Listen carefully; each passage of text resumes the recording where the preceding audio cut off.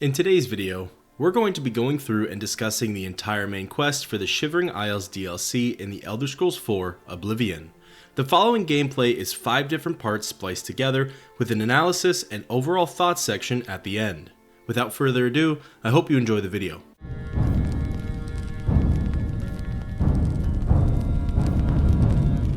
We begin by simply existing in the game. When we load up a new character and have the Shivering Isles DLC installed, we'll receive a random quest notification within approximately 24 in-game hours. The notification tells us that rumors have spread across the land of a strange door opening in the middle of the Niben Bay and that we should investigate it. By looking at our map, we see that it's true, and just to the east of Breville and west of Fort Grief, we have a location marker pointing out a strange door. We decide to head to the nearest location that we have discovered to it. In this instance, it's the Bay Rowan stables just outside of Breville. We arrive and head east to the Grand Niben Bay. In the distance, we see a structure unlike one we've ever seen before, but we can't fully make out all of the details just yet. As we swim across the bay and get closer, more and more features come to light. There are plants that are unfamiliar to us, a walkway that was not carved out by the citizens of Tamriel, and perhaps the most odd, in the center of it all, lies a massive monument of 3 screaming heads. The middle contains a glowing shimmering light which looks like to be a portal of some sort. Standing outside of it are a Leowan guard as well as a Khajiit citizen. We approach the guard named Gaius Brentis and inquire about the door. Can't talk now. That door has been making noises again. No telling what's coming out. The conversation comes to a quick end, and shortly thereafter, a stranger leaps out of the glowing mouth. Here comes It's not another right. one! Madness! Why? Why? Everything is wrong! It can't be done! Stay away from me! I won't go back. You can't make me go back! I'll kill you all! You're all going to die! Stay back! This is violence! The unstable Dark Elf lunges at Gaius and begins to attack him. Belmine Drelith, the Dark Elf battle mage, is wearing a set of clothes that look completely foreign to us. The patchwork pants, patchwork shirt, and scruffy shoes are certainly not native to the lands of Tamriel. The two rage on in battle for quite some time while we stare in awe at the commotion, and Sephara, the Khajiit, runs away trembling, fearing for her life. It gets to the point where the battle is simply taking too long, and the pair have even took their squabble into the Niben Bay. We decide to give Gaius the upper hand and shock Belmine a few times with our staff. Shortly thereafter, the troubled Dark Elf is defeated. But all of a sudden, a booming, loud, and frightening voice echoes throughout the island. Unworthy, unworthy, unworthy! Useless mortal meat, walking bag of dung! A nice effort, though. Shame he's dead. These things happen. Bring me a champion! Rend the flesh of my foes! A mortal champion to wade through the entrails of my enemies.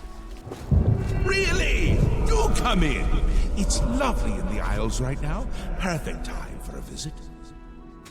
No, go away. I'm not here. The voice stops after beckoning us to enter through the portal. We find Gaius out for a swim in the Niben Bay still and speak with him once more. Did you hear that? Did you? Voices from nowhere.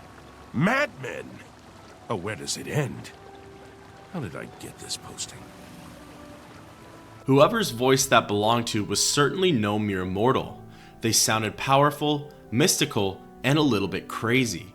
We make our way back up to the screaming heads, take a long look inside of the mouth, and venture forth into the unknown. We spawn into a small stone room.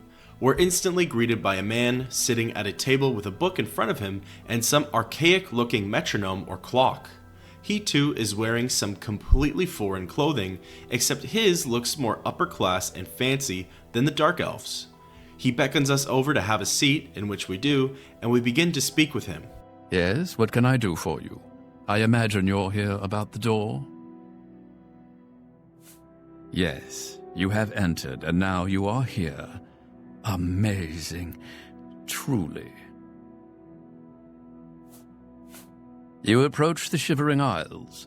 Through the door behind me lies the realm of Sheogorath, Prince of Madness, Lord of the Never There. I am Haskill, Chamberlain to the Lord Sheogorath. Because my lord wills it to be so.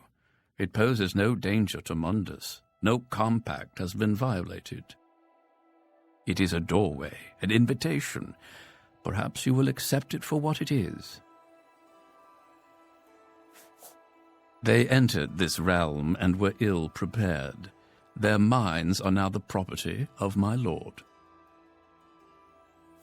Cured? You speak as if they are diseased. They live now in another state of being. Perhaps it is you who needs a cure. For you? I do not know.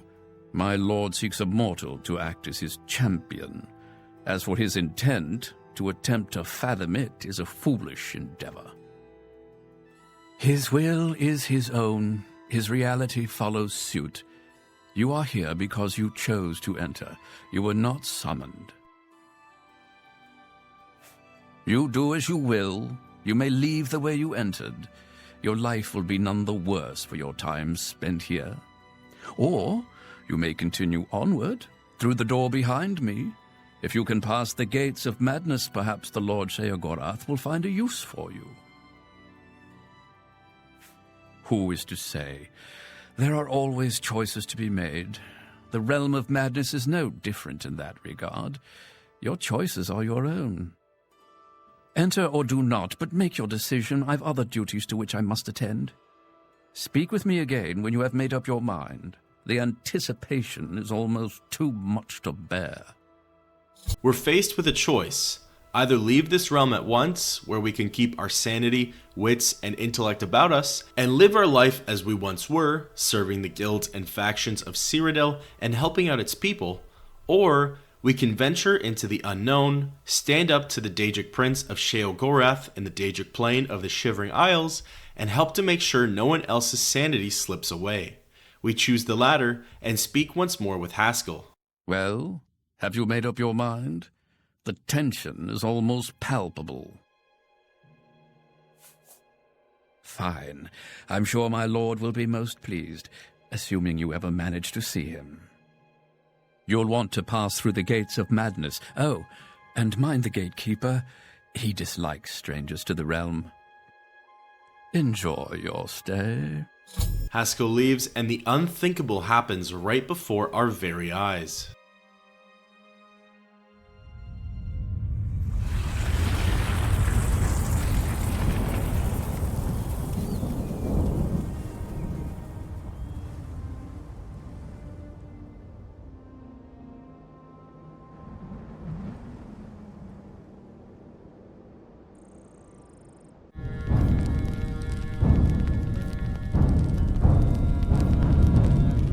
The stone room evaporates into colorful and energetic butterflies. This reveals a completely alien and unfamiliar landscape. We see colors that aren't naturally found in Cyrodiil. There are new species of plants and flora that can be harvested, admired, and looked upon. Standing hundreds of feet tall are strange-looking trees that have mushroom caps leaning sideways instead of leaves as their tops.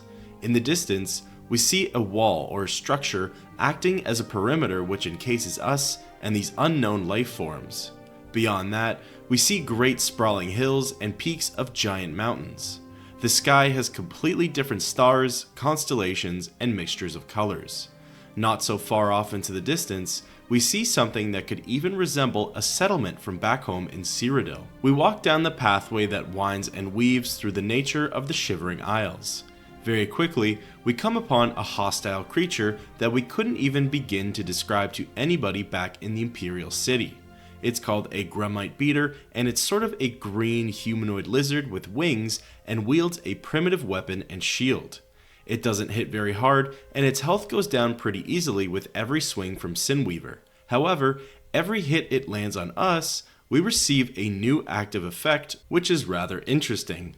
After its defeat, we pick up its cudgel and shield to check it out. They're made out of bones and shells, and while the cudgel is pretty useless, the shield doesn't have the worst stats. We drop them and make our way further along the path, passing another dead creature. This one's called a young Bollywog. We see different icons appear on our compass, revealing new locations and adventures in this distant land. Sticking to the task at hand, however, we follow the green compasses that lead us into the small settlement that we've been peering at. Its name is Passwall, and right before we cross into its borders, we see the welcoming sight of a fellow Nord. We approach and begin to speak with him, hoping he'll shed some light on certain things. I'm Jared Iceveins. Do you ever wonder why things look better without their skin on? For instance, you can only really see the bones when you take them out. You can hear them better that way, too.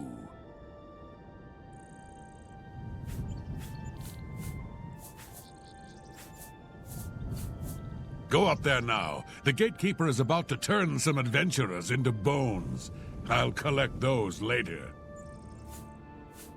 I can hear them, calling to me from the other side.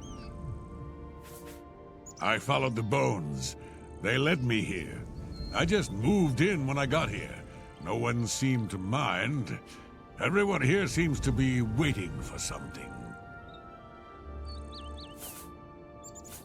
Best way to kill a skinned hound is with a fireball, or a good weapon. Those bones want out. That very insightful conversation with Jared Iceveins shed a little bit of light on the gatekeeper and the gates of madness. We continue to run along the path and enter into the small settlement. We see two men arguing, a red guard and a dark elf. We break up the conversation and speak to the red guard. Welcome to my town.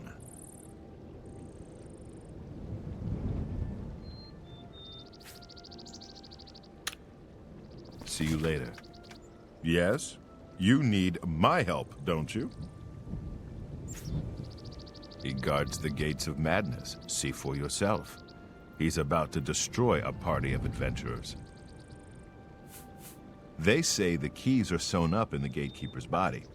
Basically, that means you're not getting in. The place was pretty deserted when I got here. Of course, once I was here, others followed. Can't say I blame them. The dark elf ran along the pathway before we could even speak with him. Soon, the red guard follows suit, and we trail them both from behind. We ascend up the path, climb some stairs, and find the two men standing with a third person. You there, stay away from the gatekeeper. Let us handle this. A small battalion of soldiers, including the mysterious third person, are grouped around a disgusting, hulking, rotting humanoid creature wielding a gigantic blade. They're attacking in unison, clearly trying to overwhelm and defeat whatever this thing is. We get in a little closer, and it's clear that the group isn't going to win this battle. One by one, soldiers clad in armor begin dying. All the meanwhile, the two men standing far away are remarking about how they saw this one coming, and that they all should have listened to them.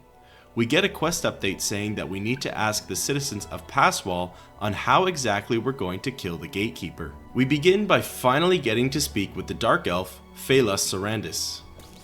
I'm Phelas Sarandis. Don't breathe on me. Pretty scary, isn't he? Jared's planning on killing him. I don't know how. The gatekeeper looks indestructible to me. One leads to the lands of Mania, and one to Dementia. The gatekeeper makes sure no one gets in who isn't supposed to. It's a nice enough place, less dirty than others. I feel like I belong. That old man in the room made out of butterflies, he said to wait here. Like most lesser Daedra, the Hunger has a weakness to shock spells. Phelas tells us some vital information. It turns out our bone-loving friend, Jared Iceveins, is working on a way to kill the gatekeeper. Before we go to speak to Jared, we try to chase down and speak with the lone survivor from the battalion, but he outpaces us and runs away. So, we turn our heads back to Jared and Passwall and find out some more information about his plan. We should go hunting soon. I want him dead. I need him dead. His bones are calling to me. Rumor has it you want him dead too. If you're any good with a lockpick, we can help each other out. We can get into the gardens of flesh and bone. They say the gatekeeper's magical. I don't believe in magic, but I do believe in bones. And the best way to kill something is with the bones of its own. I can see the bones of a dead gatekeeper in the courtyard of the gardens. The door's locked, though. You'll pick that lock, and I'll collect the bones. Then I'll make some arrows, and we'll kill the gatekeeper. Sound good? Here, take this lockpick. Careful, it's the only one I've got. You open the door, I'll kill things. Let's go. We leave with Jared at once to the Gardens of Flesh and Bone. The gardens can be accessed by taking the pathway to the left at the fork in the road from where we first came into town. Jared just needs a sample of a gatekeeper's bones, and apparently he can fashion up a weapon of some type for us. Hurry, pick that lock open. I can hear them in there. We arrive at the gate, and fortunately, we have the skeleton key given to us by Nocturnal, so the lock is not hard to pick. We gain entrance inside and walk a little forward. The gardens are beautiful, and the stonework looks sort of similar to that of an alien ruin, but it resembles more of a grand fortress. We see our target, an enlarged skeleton on the ground in the middle of the gardens. However, two giant undead creatures guard the body, and once they see us, turn hostile and begin attacking. These creatures are called shambles and are amalgamations of random bones. They cast frost spells on us and also use a swiping attack. They don't hit incredibly hard, but they do have a lot of health. The first one goes down, and upon its defeat, it casts an icy explosion spell in a last-ditch effort to kill its foe. We head over to Jared, and together we battle against the second shamble, defeating it rather quickly. Out of nowhere, a simple skeleton wanders into the battlegrounds and is taken care of instantly. With the Guardians of the Gardens beat, Jared wanders over to the dead gatekeeper and collects some samples. He then turns to speak with us. From these gatekeeper bones, I can make some arrows. Find me in a few hours. We'll kill the gatekeeper.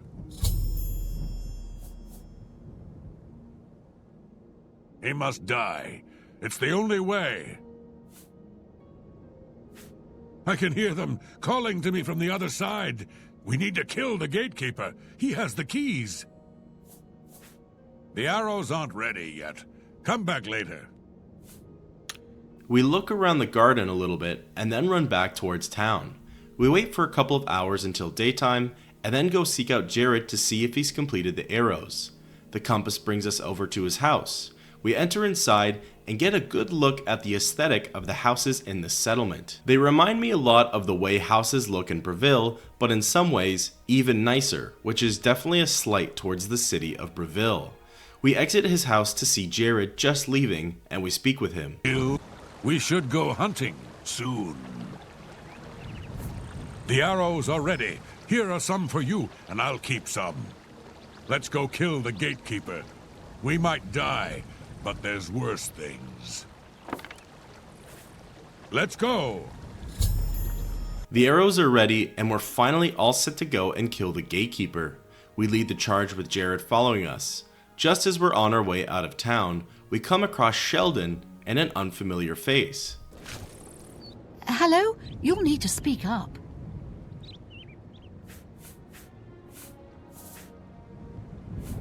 It's just down the road from Passwall. It's where Relmina created the gatekeeper. He's Relmina's crowning achievement. The gatekeeper keeps out people who don't belong in the Shivering Isles. She made him in the Gardens of Flesh and Bone. She's my teacher. She's going to teach me all her secrets. Oh, and this is really interesting. Wait. Oh, never mind. My big mouth almost just got me in trouble again. Can't get in without Sheogorath's blessing. That's what Relmina says. That's the reason we're all waiting here, for Sheogorath's blessing. Oh, and I guess there's keys sewn up inside the gatekeeper's body. Not sure why someone would do that. It's not like anyone can get them now. I don't know who built it. It was here before any of us arrived. It looks like other people lived here before. Dreadwin's been selling what they left behind. So, if you need something, talk to her. She's in the wastrel's purse. I'd like to tell you, but really, I shouldn't say anything more. There's some valuable information that Nanette can give us on the gatekeeper. We persuade her a little bit and ask again. Thanks. I'd been dying to tell someone. You seem trustworthy enough, but don't tell Relmina I said anything. Her gatekeeper is flawed. Her tears hurt him.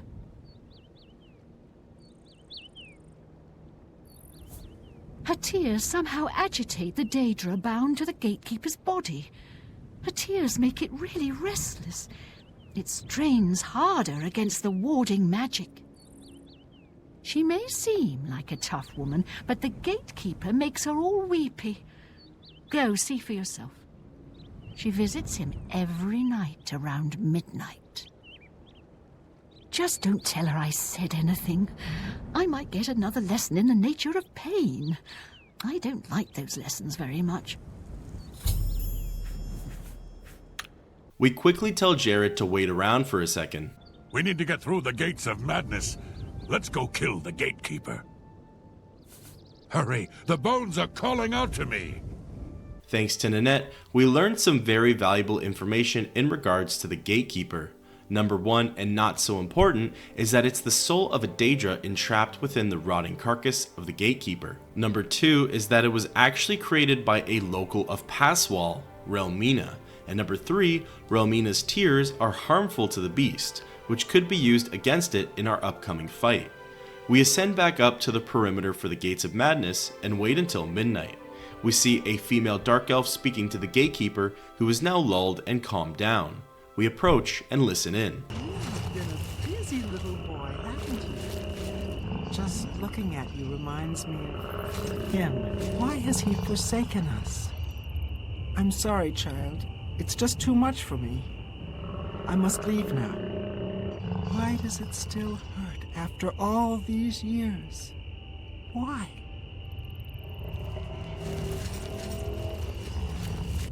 We receive an update that Relmina dropped her handkerchief on the ground, and that can be used to fight the gatekeeper. We approach the area and begin to look for it.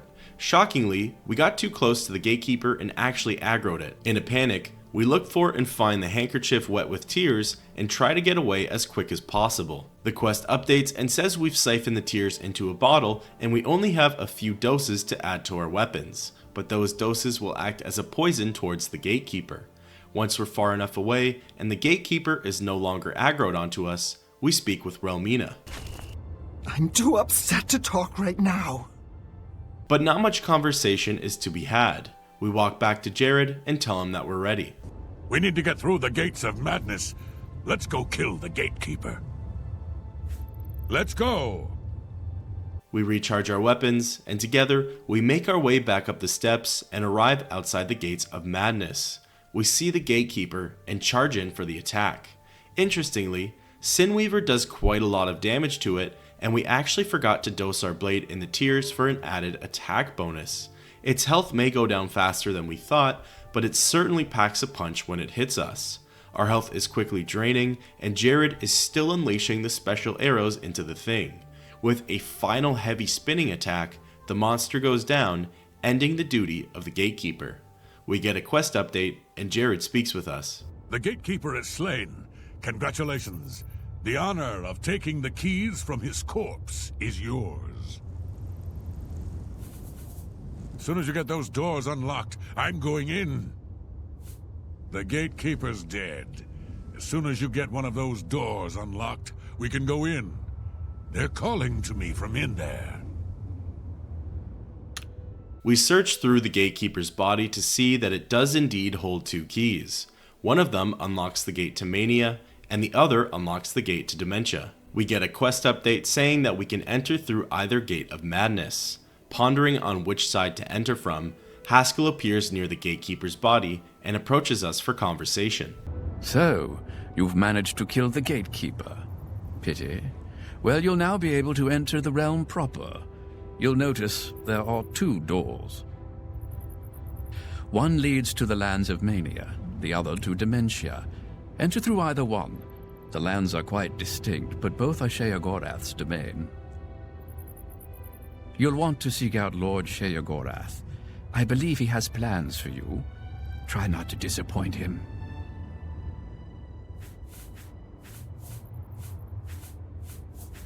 The lands of Dementia reflect the darker side of its residents. It is easy to get lost among the tangle of roots growing out of the ground. If you wish to meet Dementia's citizens, seek them out in Deepwallow or Felmore. I'm sure they'll welcome one such as you with open arms. The lands of Mania are bright, vibrant, and full of color. You'll find its inhabitants reflect the land itself. If you wish to meet the residents of Mania, you will find them in the settlements of Hale and Highcross. Take care, though. Though the citizens and creatures of Mania are colorful, they can often be quite deadly. I'm sure you can handle it, though. The doorways into the realm proper. You may enter through either one. Really, it depends on which aspect of the realm more suits your disposition. As I've said, all choices have consequences, but don't trouble yourself too much with your decision. All those that enter the realm are forever changed, but some believe it is for the better. A good portion of them, at least. It is, of course, the capital of the Shivering Isles.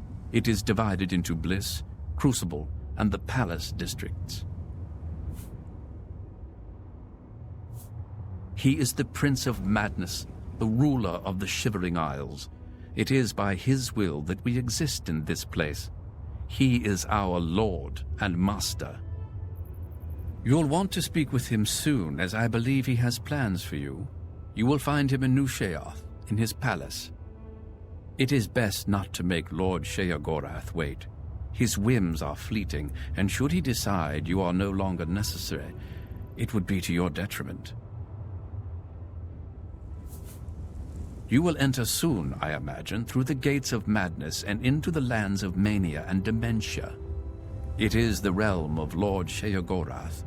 It is what he wills it to be. The trees bloom according to his whim, and the wind blows at his command.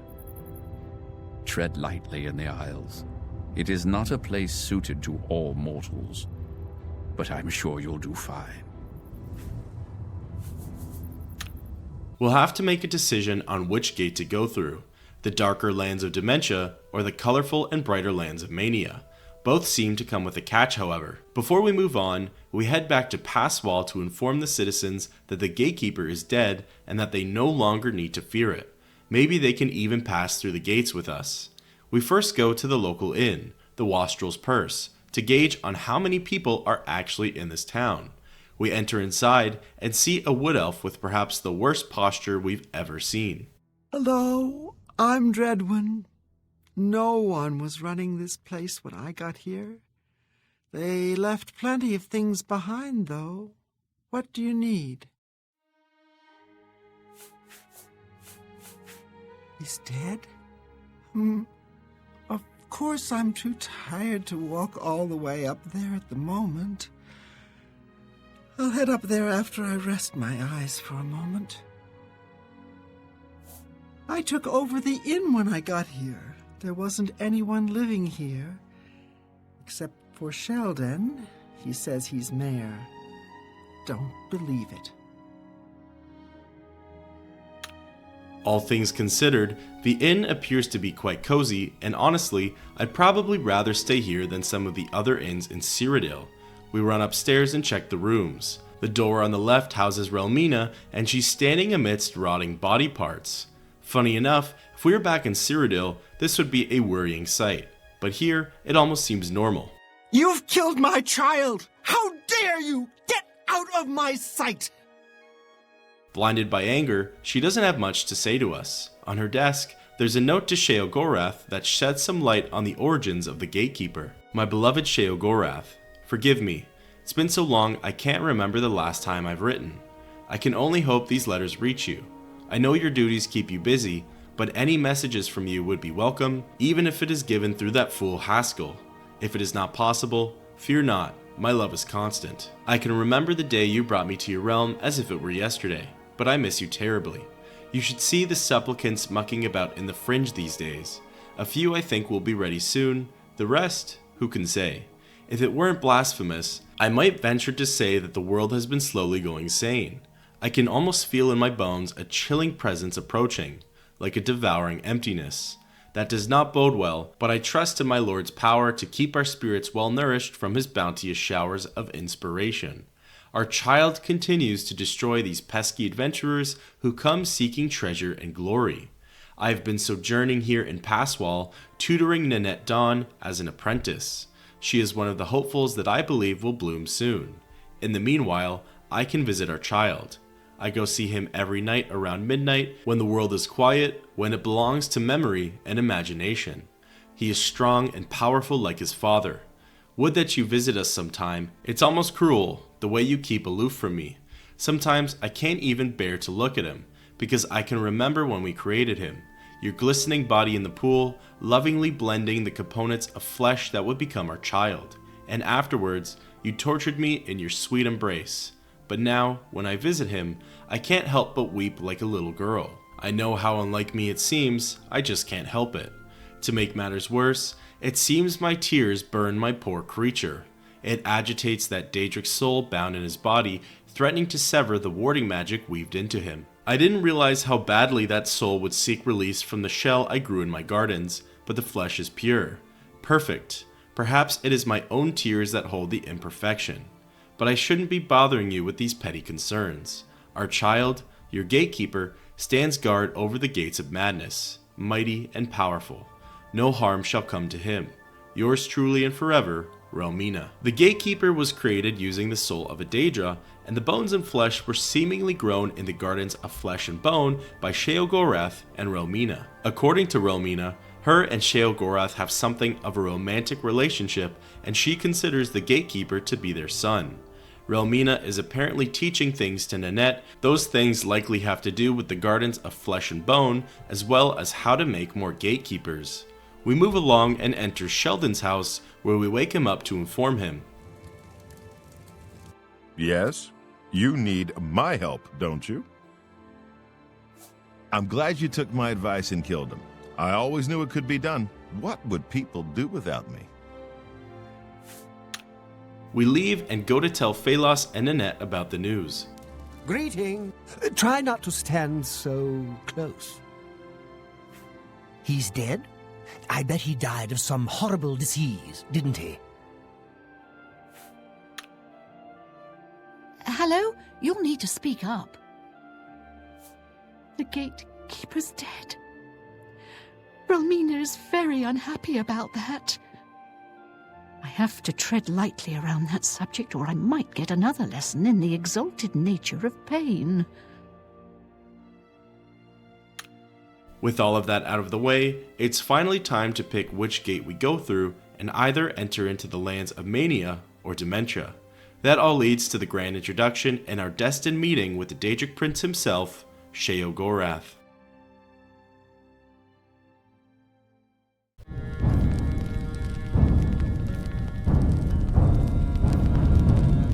We walk up to the right side of the Gates of Madness and see that it's our desired choice, the entrance to Dementia. We decided that experiencing the realm of Shivering Isles through a darker and sinister lens would fit this experience perfectly, but so would the manic, bright, and hyper side. It was really down to the flip of a coin on which side to enter through. We open up the gates and go inside. We come out the other end and Jared Iceveins is with us. From here, we go our separate ways as Jared rushed on ahead of us and disappears into the distance. The pathways are straightforward, yet confusing. This is a completely foreign land, so our sense of navigation is all off. All of a sudden, we're attacked by a brand new enemy. This one is a sickly flesh and bone mongrel called a skinned hound. It really isn't that much more difficult than a timber wolf back in Cyrodiil, and we defeat it relatively easily. We continue onwards on the path for some time, facing many more new and familiar foes. The next one appears to be a giant bug. It looks almost ant-like with a glowing green sack on its back. It's called an elytra drone, and it too doesn't hit that hard, but has some decent health to it. After it's defeated, we press onwards to face more Grummite enemies. This one is called a Grummite Torturer and has more health than the beaters, but it wasn't too much trouble. Shortly after, we're followed by a beater, this time who falls even easier to Sinweaver. Just further along the path, we see a living magical tree that begins attacking us. It's called a Gnarl Rootbender, and every time we attack it, it seems to grow bigger. Eventually, it's defeated and we move further along. Finally, we come across two purple humanoids clad in some form of armor. They're not hostile, so we approach and begin speaking with them. Mad God's blessings. The Maz can guard Crucible and New Sheoth. We ensure the demented remain orderly and respectful of our Lord Sheogorath. Sheogorath is our Lord, ruler of the Shivering Isles. It is by his whim that the Maz can walk, and we serve our master to the death. The Shivering Isles are a reflection of our Lord Sheogorath, divided yet perfect. We receive a little bit of insight from the so-called Dark Seducers on their role in these parts. We see another friendly face and begin to speak with him. I'm Ingvar the Wanderer, although most people now call me Ingvar Doomsayer. It's true, the world is about to be destroyed. Some people are frightened by this, or they despair, or even try to deny the truth of what I say. But my message is actually one of comfort. The world is ending, and we can't do anything about it. Once you accept that, you'll be at peace, like me. Unsure if Ingvar is actually crazy or not, we press onwards. After some time wandering on the roads, we start to see the massive city walls and architecture of New Sheoth. We pass by the graveyard and take a quick peek at some of the blurbs on the headstones. Vien Brenenis, noble but poor. Lob Gro Murgob died. We ate him and buried the bones here. Helene the Deaf, she never heard it coming. Here lies Blaze Set, faster than the wind, dumber than a stump. These headstones seem to be a perfect reflection of the tragedy yet humor that is the Shivering Isles. We get a little closer and take in the view of New Sheoth. I have to say that it is one of the most beautiful looking cities in the entire game. The scenery and aesthetics set the tone perfectly for this dual-minded city. We enter through the great gates to an area called Crucible. It's a somber, gray, and rundown section of the city, yet it fits the description that Haskill told us perfectly. We decide to speak with some of the residents to see what life is like here. I'll calicrack the find-do. I will! You tear-at it! Gal burst in it. Even better, we hear the refreshing sounds of new voice actors in the game. Psst. Over here. I need to talk to you. Excuse me. Hey, you! I have important things to... Yeah, you! Come over here. We also hear some familiar and welcomed voices. Well, hello there. It's good to see such a well-equipped individual as yourself around these parts. But you look tired. Carrying all that gear will do that to you. I'd be glad to shoulder some of the burden, relieve you of that expensive stuff. Or is there something else I can take from that? I mean, help you with? You got some skooma, eh? Right, buddy? Pal? To share? Come on, pass the skooma already. Next time, bring some skooma with you. Yes? I hear that Earl is fed up with Brythar's antics. He really wants something done about it. We ascend up some steps and take a better look at our new temporary home of Crucible. We continue onwards through a door leading to the palace grounds. The palace grounds are grand and have a really impressive layout to them. The aesthetic is unmatched and unlike anything I've ever seen before in Oblivion. It feels like we're in a kingdom and are about to enter inside of the king's castle. In most ways, that's exactly what we're doing, except it's the home of a Daedric prince. We see a yellow version of a dark seducer called a Golden Saint and decide to speak with them. New Sheoth is the capital of the Shivering Isles. We Oriole guard Bliss, the manic district of the city. Sheogorath rules the Shivering Isles. We, the Oriole, are his favored soldiers, the most perfect expression of his might. The domain of the Prince of Madness, Sheogorath. We Oriole are tasked with defending this realm against the lesser beings that would destroy it. We're learning more about this realm. The Golden Saints are the guardians of Mania, and the Dark Seducers are the guardians of Dementia. We enter inside of Sheogorath's palace, and our eyes are met with a great hall. In the center is a carpet that has two colors divided in half. The carpet leads all the way up to a throne. Beside the throne is Haskill, and sitting on the stone chair is none other than the Daedric Prince himself, Sheogorath. Well, look who's here. You! How about that? A new arrival! A shame about my gatekeeper. I'm so happy I could just tear out your intestines and strangle you with them. I suppose an introduction is in order. I'm Sheogorath, Prince of Madness, and other things. I'm not talking about them. You've probably figured that out by now. Let's hope so, or we're in real trouble. And out come the intestines, and I skip rope with them. But perhaps now's not the time. You've made it this far, farther than anyone else. Well done. Take this trinket of mine. Perhaps it will serve you well, or look lovely on your corpse. I've been waiting for you, or someone like you, or someone other than you for some time. I need a champion, and you've got the job!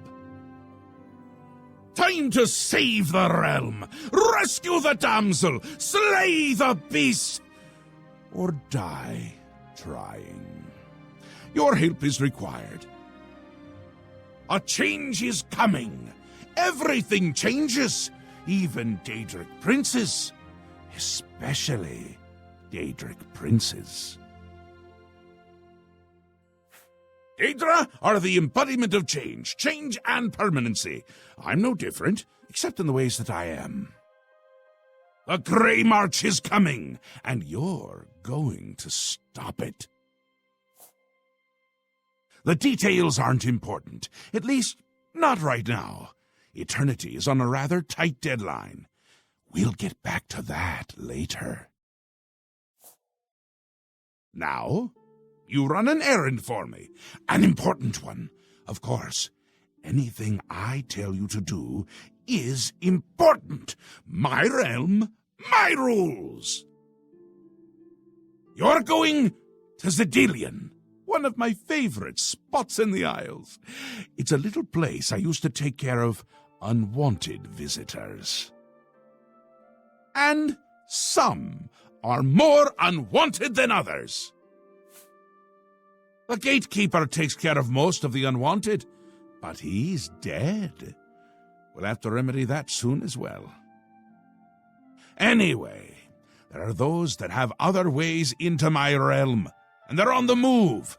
We don't want them here, trust me. So, you're going to get xedillian up and running. Here's a little book to tell you how, and the attenuator of judgment. You'll need that too. Of course, you can always get more details from Haskill. He's a detail-oriented type of person, a big help, and a snappy dresser. Now, get going, before I change my mind, or my mind changes me. Really, no need to trouble yourself with the details of that now. It would just cloud your little mind. What is important is getting to Xedillian. Quickly! Before I get bored. Oh, you wouldn't like me when I'm bored. New Sheoth. My home away from places that aren't my home. The current location is much better than some of the prior ones, don't you think? Yes? Speaking to me? Well, I'm he. He's me. And others as well. Or they were, weren't they? The Isles! The Isles! A wonderful place! Except when it's horrible. Then it's horribly wonderful! Good for a visit. Or for an eternity. A little busy here! I'm trying to decide what to have for dinner. Oh, how I love eating. One of my favorite things to do. Talk to Haskill if you need more information. He's got more brains than a brain pie. Oh, brain pie. Perfect! Care to donate? He mentions a lot of information that we don't quite understand and that he didn't choose to elaborate on, like the Greymarch and Jyggalag. But for now, we're given the task of restoring a ruin called Xedillian and have been handed all of the instructions that go with it. We speak with Haskill for more advice. The Mad God has given you a task. Surely someone of your copious talent should be able to handle it. He is the Prince of Madness, the ruler of the Shivering Isles. The Shivering Isles is what Sheogorath wills it to be. Yes, quite an amazing place, really. Wonderful for relieving one's tension as you watch those troublesome adventurers suffer. No offense. I'd say your next move is to head to Xedillian and get it reactivated. Yes? Ah, silly me. The book has no pictures. Can't really expect you to read that now, can I?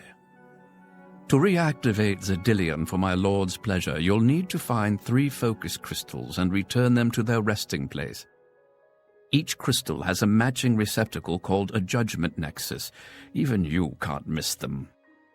Without the crystals in place, the resonator of judgment, Xedillian's power source, cannot be restored.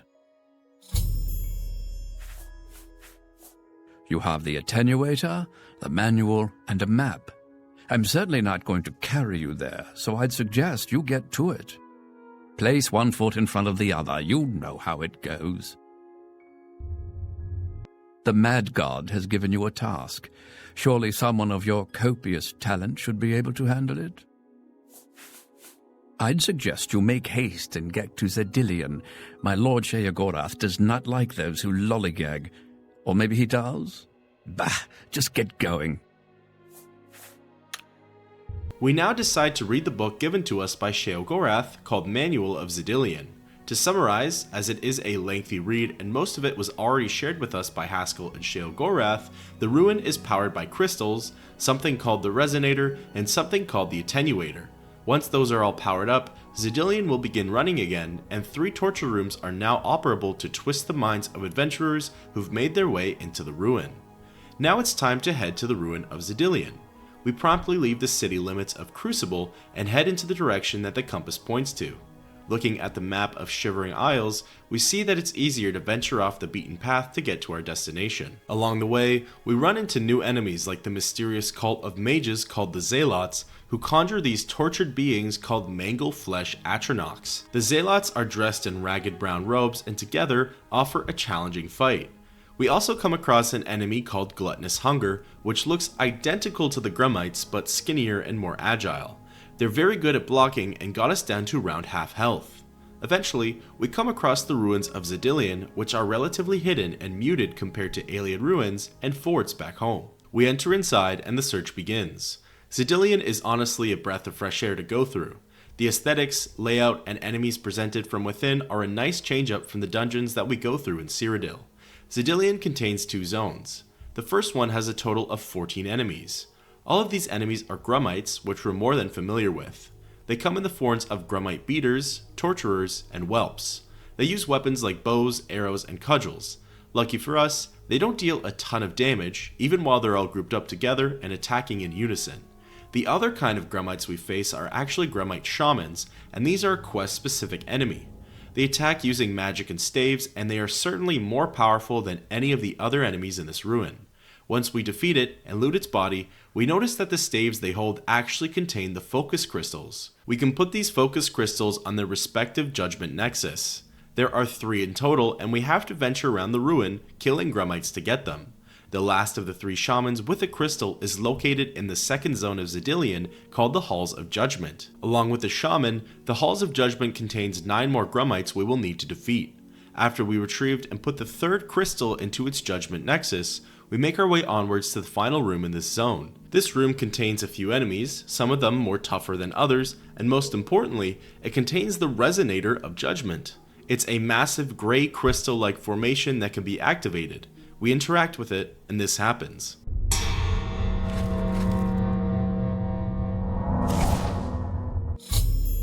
We receive a quest update that the Resonator has been attuned, thus ending the quest a better mousetrap.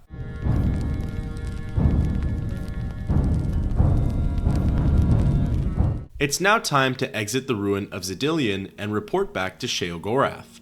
We walk into a small side room and activate a teleporter. Finally, Lord Sheogorath has sent someone to assist me. But where are my manners? Must get into my professional tone. Welcome to Xedillian. I'm the dungeon caretaker, Caliban Nerendil. A wonder of engineering, is it not? Xedillian is the ultimate test of mettle for the foolhardy adventurer that dares trespass into the Shivering Isles. What they don't know is that they're being drawn to their doom, courtesy of the Resonator of Judgment. Ever since that wretched gatekeeper was made, Xedillian became redundant. It fell into disrepair and was eventually all but forgotten. After only a few years passed, the Gremmites began moving in. Ghastly things. They mistook the focus crystals for some sort of religious symbols and removed them from their rightful places. This rendered the Resonator inert and Xedillian completely useless. Luckily, you came along and placed Xedillian back into operation.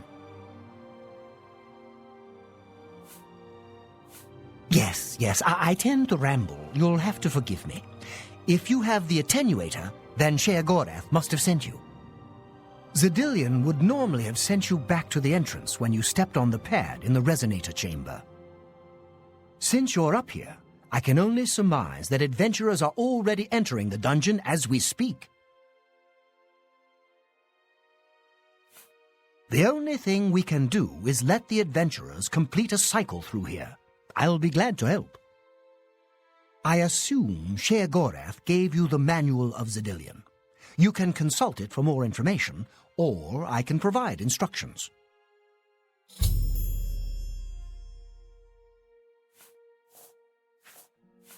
As the adventurers make their way through Xedillian's chambers, they will encounter choices that you make in these control platforms.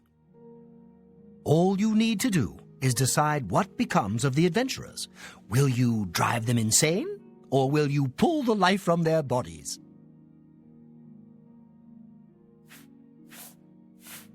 Simple. Wait until the adventurers are in position, and then press a button. If they survived, they will proceed to the next chamber, and so on. It's really quite ingenious.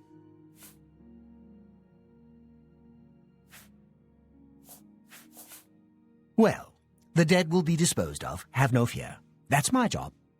Those that are lucky enough to merely go insane will be granted a place in the Shivering Isles as a permanent resident. As you wish. I will be happy to describe each chamber and explain the event that unfolds as we proceed through Xedillian. The Resonator works by drawing adventurers to itself with a sort of magical siren's call. Sheogorath uses the resonator to find the cream of the crop, as he calls them, the best of the worst, to populate the Isles. Quite clever, eh? What else can I answer for you? Each chamber presents two options. When you push the appropriate button, an event will unfold for the adventurers to experience. One is physically harmful, usually lethal traps or creatures, something relished by the residents of Dementia. The other choice is more mental. They are designed to make the adventurers lose their grip on reality, much like the residents of Mania. Of course, the introduction of spore gas with the Mania choices helps as well. You'll know you're done when they lie dead on the ground or they are out of their minds. Of course, any of their possessions you wish to keep are yours for the taking. I'll make sure you get them when you're done. As you wish. This first chamber is the Chamber of the Gnarl. At the touch of a button, you can cause a large group of tiny gnarls to appear and attack the adventurers. Or, if you're feeling merciful, we can have the group terrorized by a seemingly lowly gnarl that instantly grows to twice their size. The hallucinogenic spore gas we release into the chamber will help lull the victims into believing the creature means to kill them. Don't worry, its bark is far worse than its bite.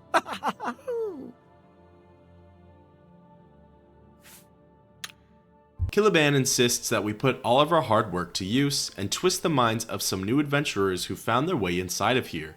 We oblige and make our way to the front viewing area to peer down on our newest test subjects. Now keep your weapons ready and watch your backs. Do what I say, we might just get out of here alive.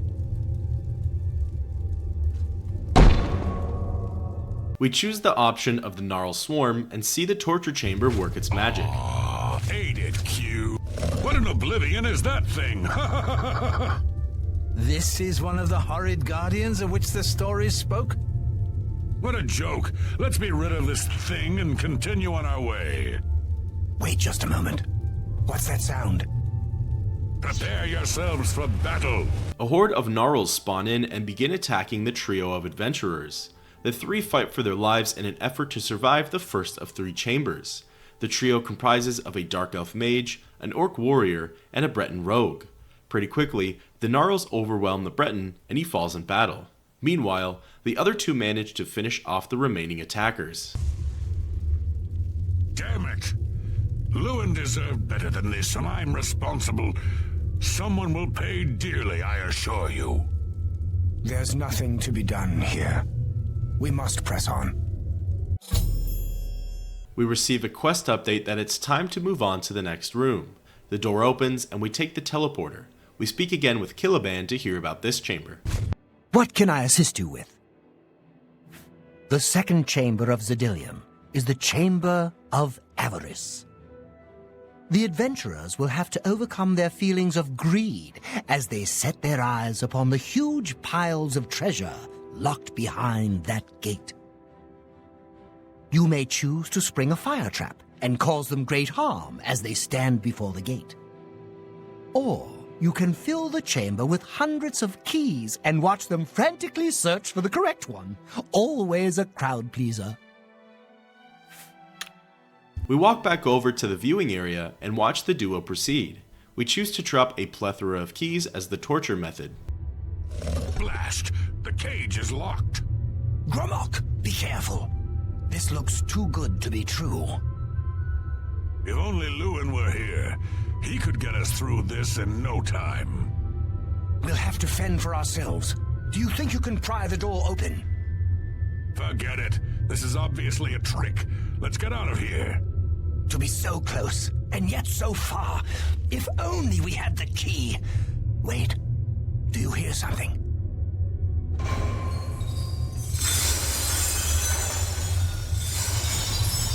Look, keys. One of them must open the gate. We're rich. Let's get out of here, Xedillian. This is obviously a trick to waste our time. I'll know it when I see it. Yes, it must be here. They're all fake. Just come with me now. Find it. Yes, I must find the key. Rich beyond all my dreams. Suit yourself. We receive another quest update that we have successfully caused Xedillian the Mage to go mad.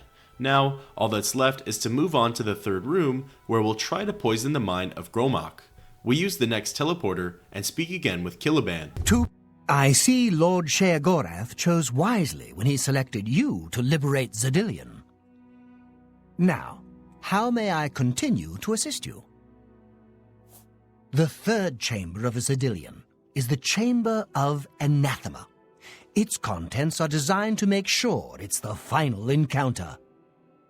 The adventurers will be subject to horrors beyond their imagination. Visions of repugnance, death, and malevolence reside in this room.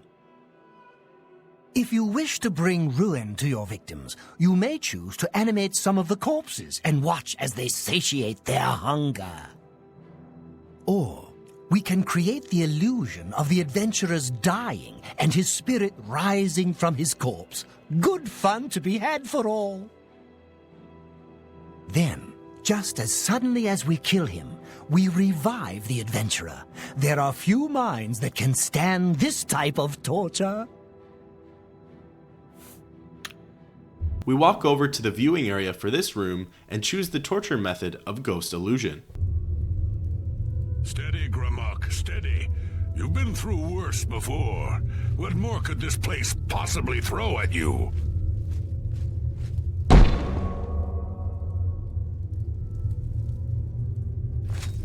If I find out who's running the show, they'll be What? How in Oblivion can I be dead? This is impossible. Nothing killed me. I didn't even get a chance to fight. No chance to defend myself? No chance for battle? Why? Impossible. This is impossible. Greymarch has never lost a fight. Never.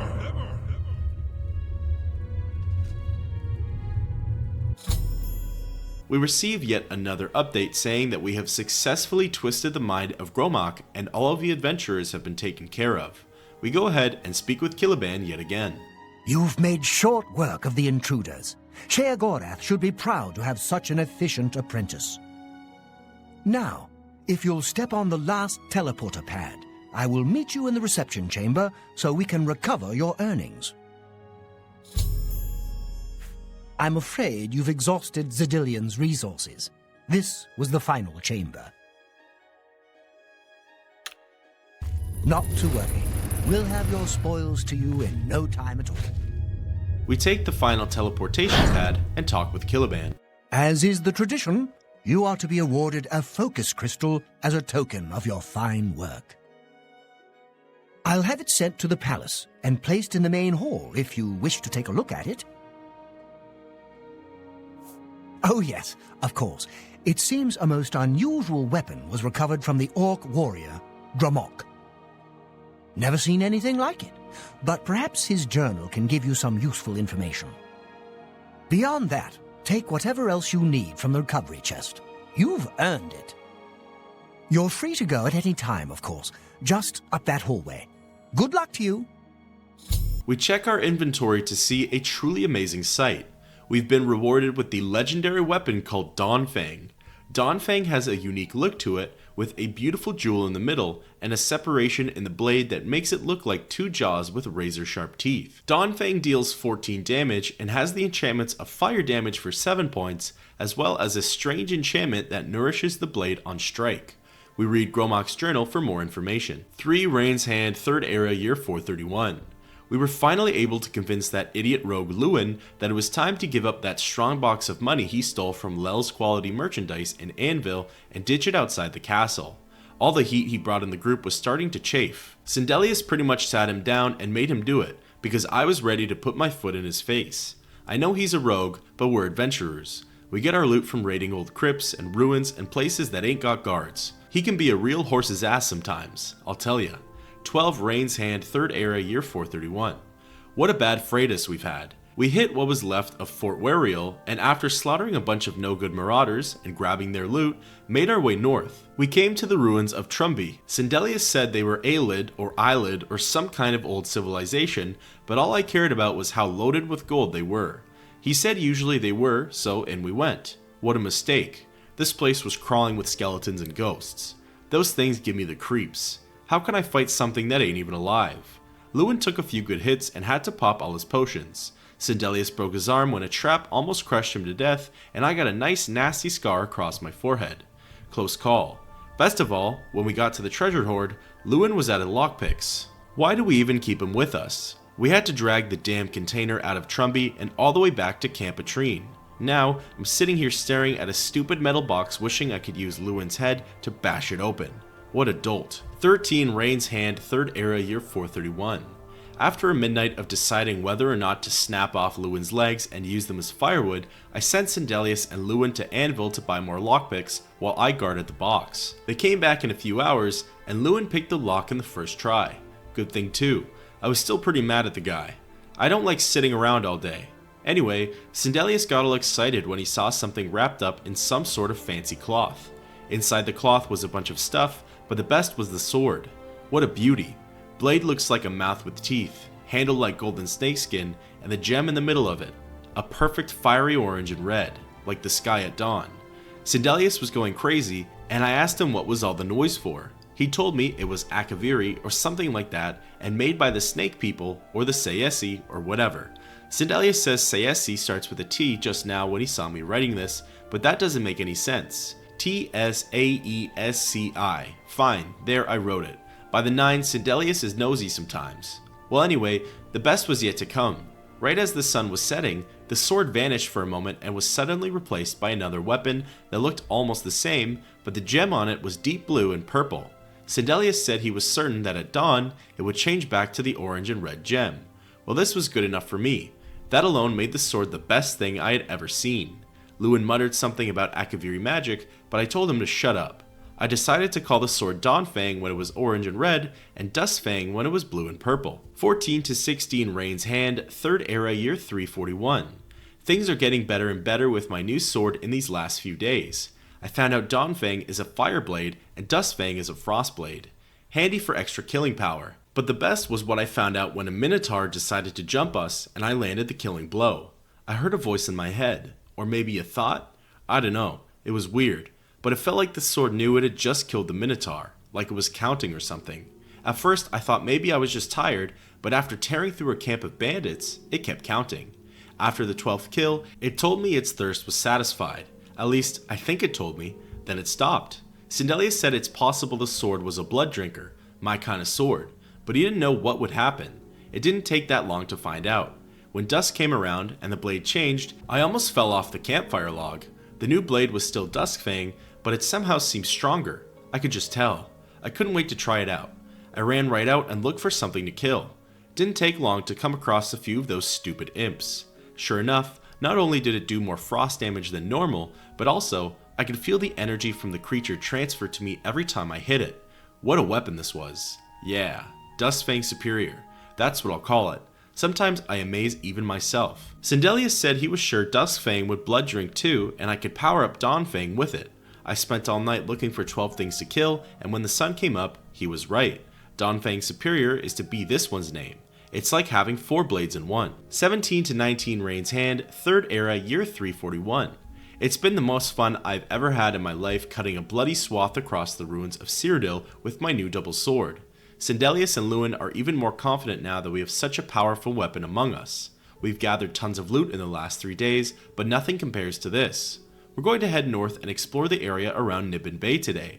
I hope that something else like this turns up on our adventures. Then, I'm going to retire. The blade not only has the incredible ability to change its enchantments depending on the time of day, but it also has the ability to track its kills and morph into a better version of itself. As we attempt to leave the ruins, these giant pointed obelisks shoot up from the ground and 3 strange beings run up at us. They are hostile and begin to attack.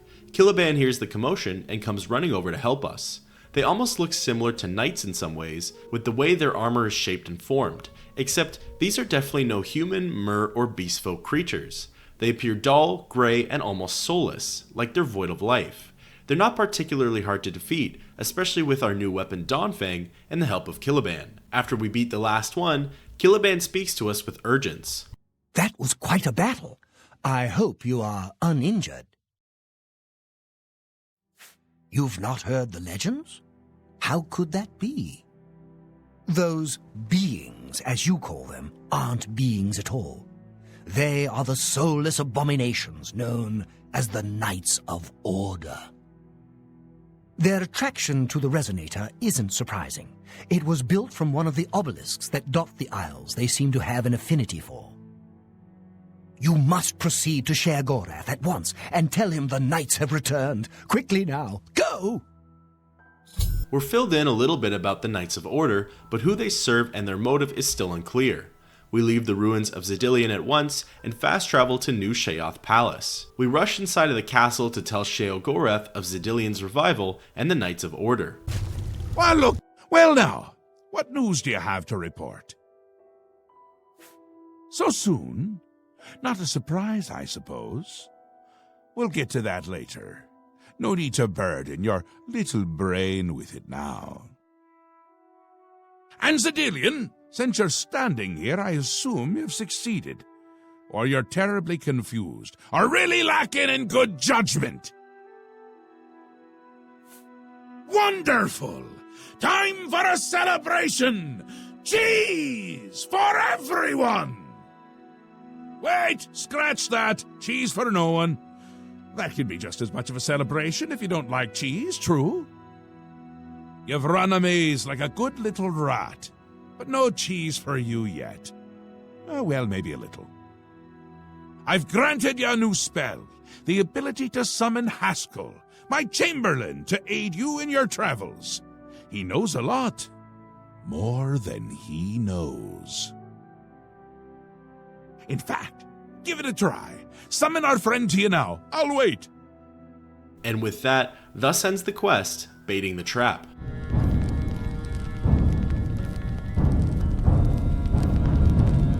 Sheogorath has granted us a spell that allows us to summon Haskill to aid us with our quests. Our Lord has granted you the power to summon me. How wonderful for me. When summoned, I can offer advice on your current endeavor. I imagine it's up to you what to do with my wisdom. Do try to use your power sparingly. I have duties to which I must attend, rather more important than shepherding you around, I'm sure. We speak again with the Daedric Prince. Isn't that a hoot? I love it myself. Best part of being a Daedric Prince, really. Go ahead, try it again. He loves it! We're to summon Haskill again, which we do. Summoned again. My lord does so enjoy that, as is his prerogative. I'll assume you're done for now. We turn around and talk with Sheogorath once more. Good, good! You'll need all the help you can get if you're going to defeat Jyggalag and stop the Greymarch. Oh, don't expect to summon dear Haskill anywhere but in the realm. He dislikes leaving my presence. I get that sometimes. The Daedric Prince of Order. Or biscuits. No, order. Yeah. And not in a good way. Bleak, colorless, dead, boring! And not a fan of my work, I can tell you. Hates it, hates me. A bit single-minded, if you take my meaning. You've seen his knights. Not the warm and cuddly sort. Not a bit of original thought in their lifeless husks. So, you're going to help me stop him. Again with the niggling little details. Hold your tongue, or I will. We'll get to that, all in due time. For now, You've got other work to do. An event, a movement, an apocalypse of sorts. Happens every era, at the end of every era, which is to say, now. The Greymarch comes and Jyggalag walks. Or runs. Never skips, sidles, or struts. Mostly he just destroys everything around him. Ask? Ask? I don't ask! I tell! This is my realm, remember? My creation, my place, my rules! Look at you! No concept of what you've stumbled into. No sense of place.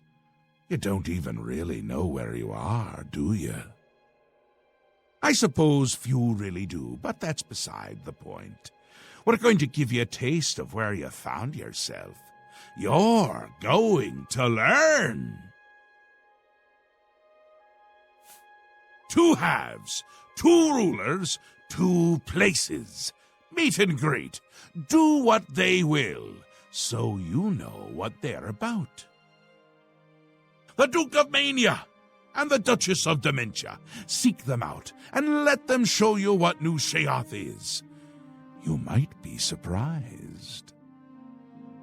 Once you understand what my realm is, you might understand why it's important to keep it intact. And maybe you'll make some friends along the way. That's always nice. Seen them about, have you? Odd things. They've always been here, but they're not of here, if you take my meaning. You'll see those Knights of Order around them during the Greymarch, drawn to them like flies to honey or rotting flesh. Ever wonder why flies like both? Best not to ask. Another Daedric Prince. Not a nice one. I don't think any of the other princes like him, actually. I mean, Malakath is more popular at parties. And Malakath is not popular at parties. It's Jyggalag's time, and not a good time at all. You're going to help me stop it. First, though, you need to get your feet wet. I can't expect it to save the place if you don't even understand it. So speak to my dukes, learn about Mania and Dementia. Try not to die. The Duchess of Dementia. Ever wary, ever worried. A prisoner in her own house in a way. And a delightful conversationist, really. A bit harder to meet than Theoden. Consider making an appointment. The long-reigning Duke of Mania. A master of merriment, if you will. Or if you won't. I suspect it wouldn't matter to him. We have 2 concurrent quests that run alongside this one. We're to get to know both the Duchess of Dementia and the Duke of Mania. We begin with the Duchess, as it was through her Gate of Madness we entered into this realm. We leave Sheogorath's hall and exit through a door that leads us to the House of Dementia. Here, we approach the throne of who they call Syl and speak with her. Why do you approach the Duchess of Dementia? Do you seek death? You're the one the mad gods sent, aren't you? Then you're safe for now. Speak to no one unless I instruct you to. None of them can be trusted. Do you hear me? None! Surrounded by traitors and spies I am. Always, always. They watch and wait, eager to slip a knife into my spine when I'm not looking. Could be all of them. Every last one. None can be trusted. But they'll never take me down. Never! I'll see them all rotting in shallow graves before I let my guard down. You will help me. Yes, you will be most useful. You're going to find out who knows. You're going to learn who keeps secrets, who conspires against me. You will be my Grand Inquisitor. Expose the conspirators and they will be punished, I assure you. Find out who keeps secrets and what they are. Speak with Herdir. He will help you. Do you understand what is required of you? If no one is found, you will be held responsible.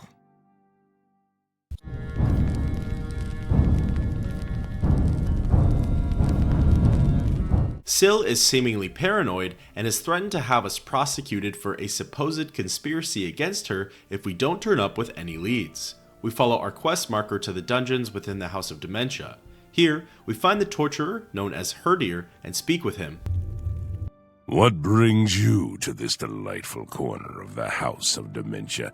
How may I help you?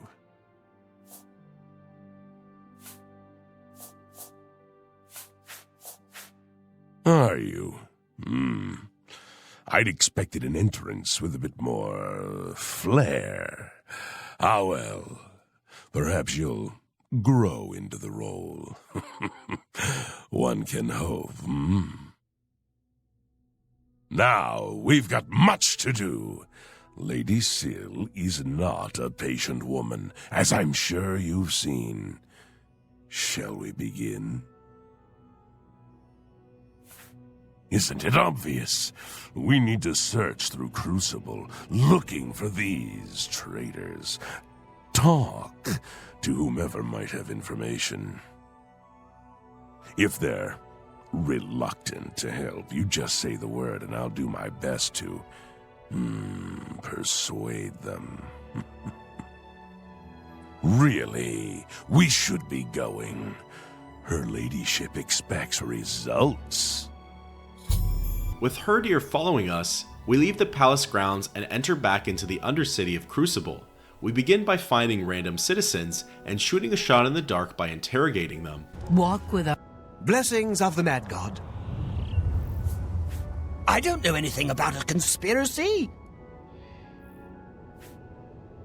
Please, no.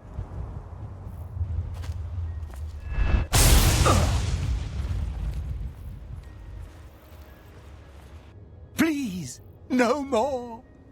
We find out quickly that if we torture citizens too much, Herdir will step in and give us a hint that it's not the right person. If I may be so bold, Inquisitor, I believe this person has nothing to contribute to our investigation.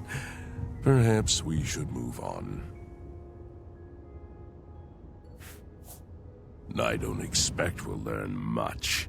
While I have the utmost respect for her ladyship, she is well known for being overly cautious. We must carry out her wishes, however, and I, for one, am looking forward to interacting with the citizens of Crucible. What would you like to know, Inquisitor?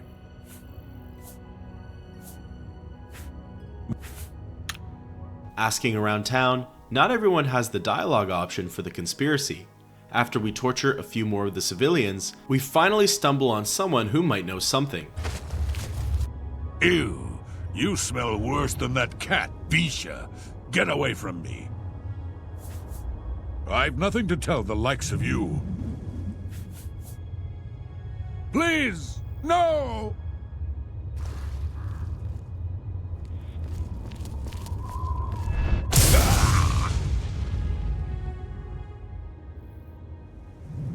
No more! No more! All I know is that word has gotten around about Anya Herrick. She looks more nervous than normal lately. People think she might be up to something. Ushnar finally gives us some useful information. Anya Herrick, one of the two right-hand people of the Duchess, might be involved with said conspiracy. We ascend back up to the palace grounds and find Anya wandering around. I'm Anya Herrick. I serve Lady Syl, and she allows me to remain protected within the House of Dementia. I'm so grateful to her. What? No, I don't know anything about anything. I'm sorry. I can't help you. Please, no!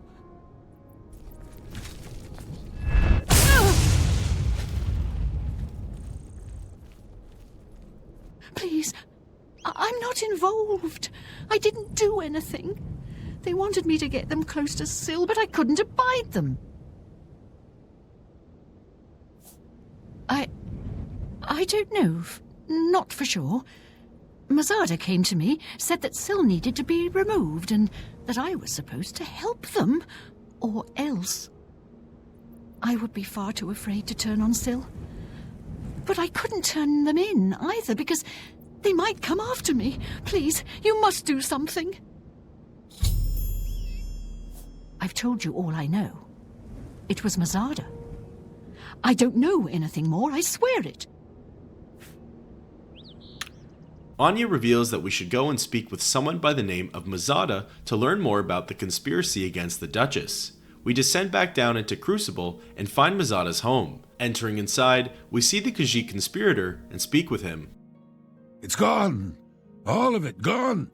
Have you seen any of it? Any of my things? The others, they think I'm stealing, but I just want my things back. I'm afraid I have no idea what you are talking about. Please, no!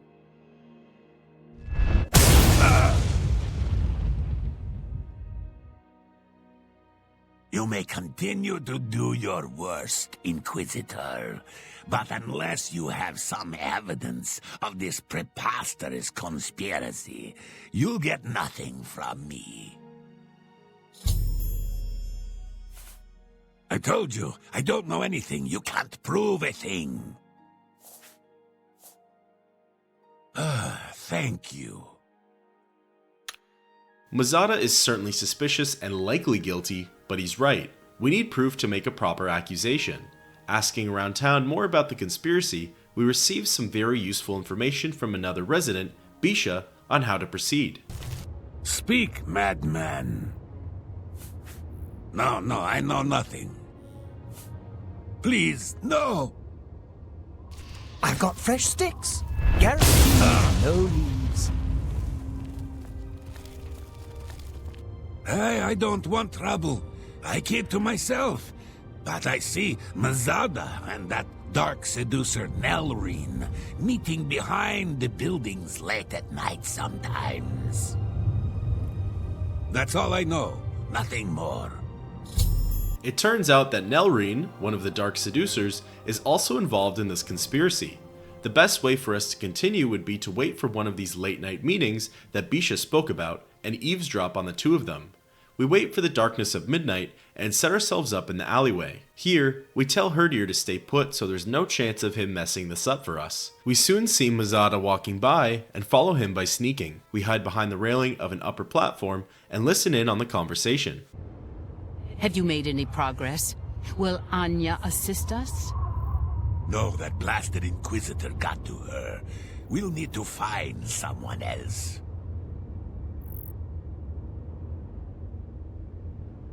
See that you do so immediately. This is the one task which you were assigned. If you cannot complete it, you will be removed.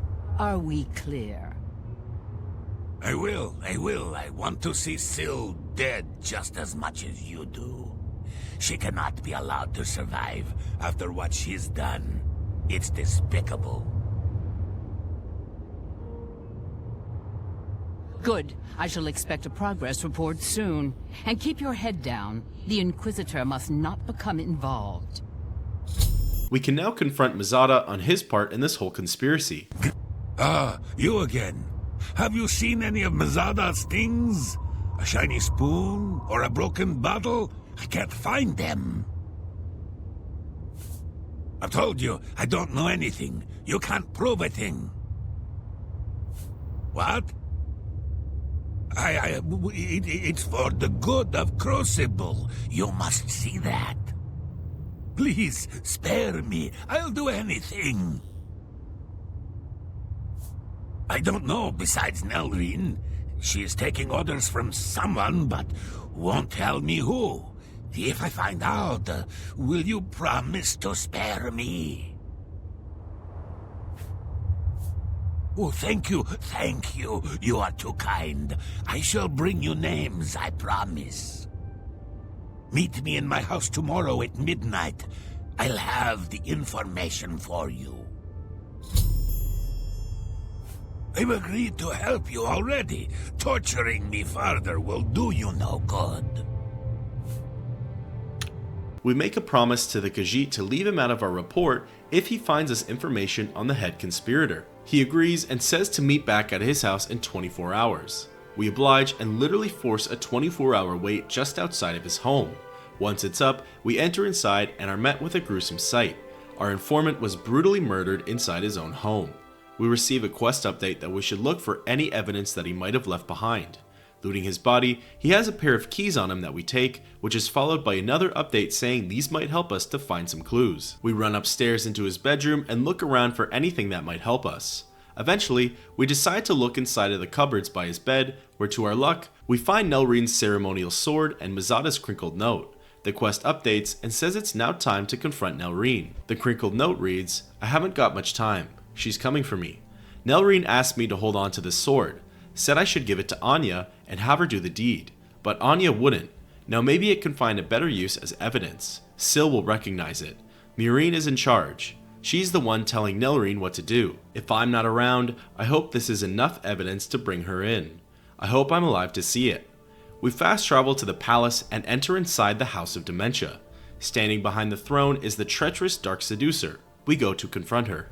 What do you want? You have no proof. You cannot hold me accountable for anything.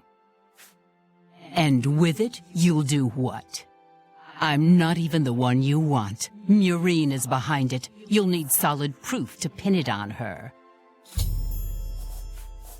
You already know my part in this. There is nothing more to say. The quest then takes us to our head conspirator, Murine. We descend back down into Crucible and wander over to her house. We enter inside, go up some stairs, and speak with her. I'm Murine. If you have any secrets, I'm the one to tell. I won't share them with anyone but my family. Unless they're good ones, that is. I see you've done quite a bit of work to track me down. Yes, I orchestrated it.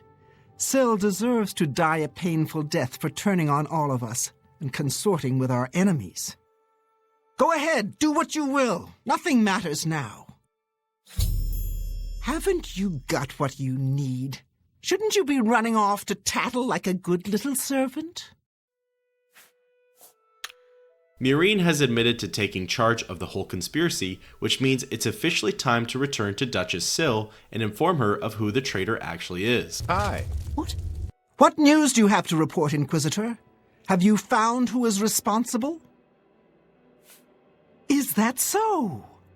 I shall have her brought to the torture chamber at once. Meet me there shortly. We leave the throne room and head on back into the torture chamber where we first met Herdir.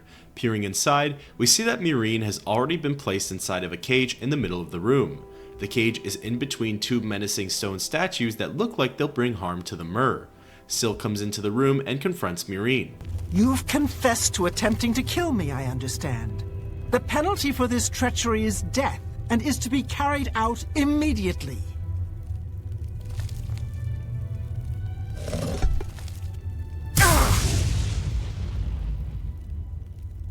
You see now what happens when those who oppose me fail, which they always do. I'm pleased with your work, Inquisitor. As a token of my appreciation, I shall spare your life and make you a courtier of Dementia. In addition, accept this bow. May your enemies fear you and never know from where or with what enchantment you shall strike. We're rewarded with a really neat enchanted bow called Ruin's Edge. It has the enchantment of using a random spell effect on strike. Ruin's Edge has a unique look to it and will likely replace the Bow of Voltage as our new ranged weapon. And with this, thus ends the quest, the Lady of Paranoia.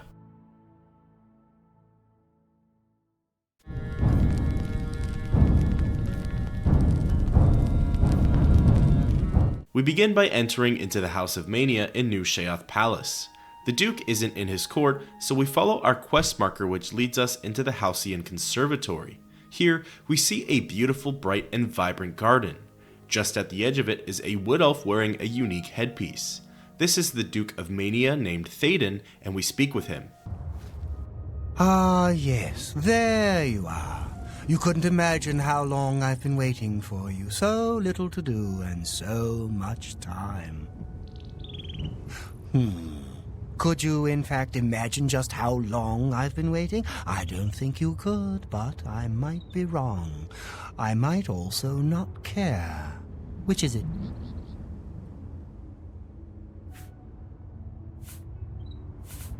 Don't I? I thought I did. But then I also thought that you would be heavier. Look at you. You're light as a chair. How do you walk around like that? It's all the same to me, either way. All of it. Nothing is right without the chalice. Have you ever used it? No, of course not. You simply must. You just have to try it. It'll change your world, expand your horizons. Contracting leads to expanding, you know. Well, most of the time. Oh, so you've heard of it. You haven't heard of it, yet you know its name? What a strange creature you are. One of my favorite toys. Does wonders for creativity. Well, not by itself, but it helps.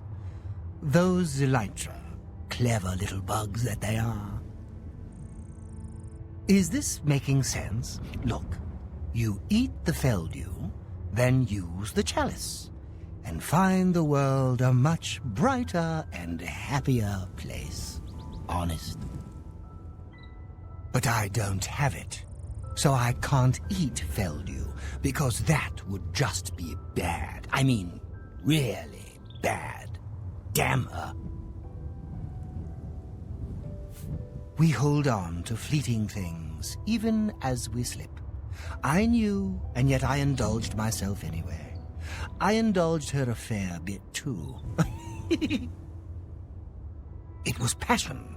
It was forbidden. Oh, the things that would be said if word got out. That made it all the more delicious. From Dementia's own court, no less. Scandalous. Fatal, perhaps.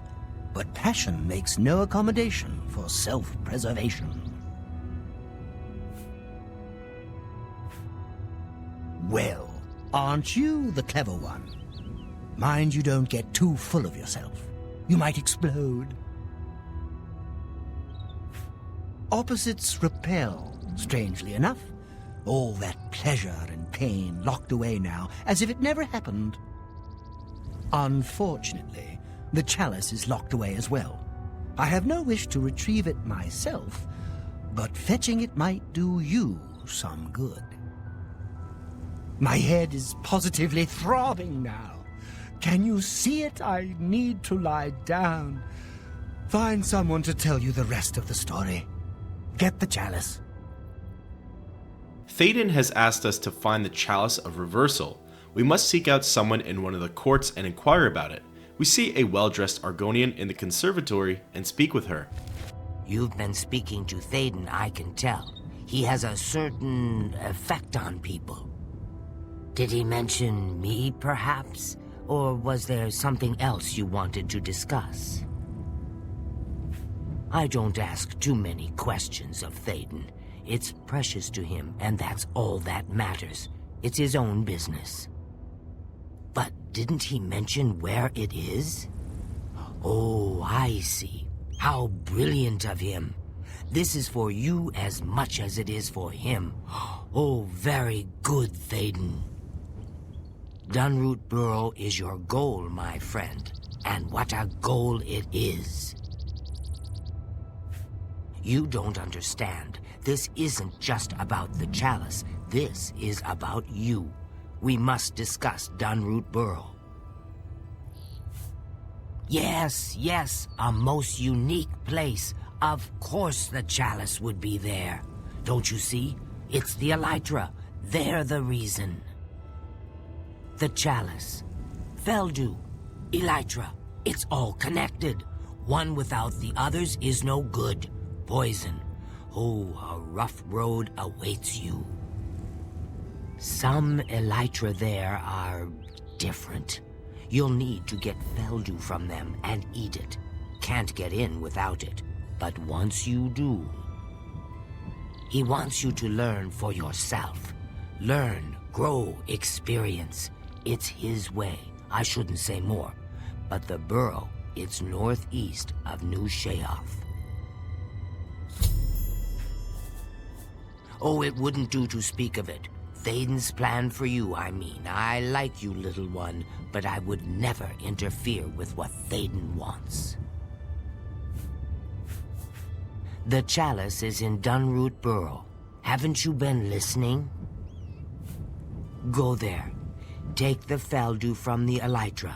Eat it, and your journey begins. You will be thankful to Théoden when this has passed. Thanks to Wide-Eye, we now have an idea of where we need to go and what we need to do. Dunroot Burrow has some Elytra in its area, and some even contain a substance called Feldu, which we need to ingest in order to gain entrance into the burrow.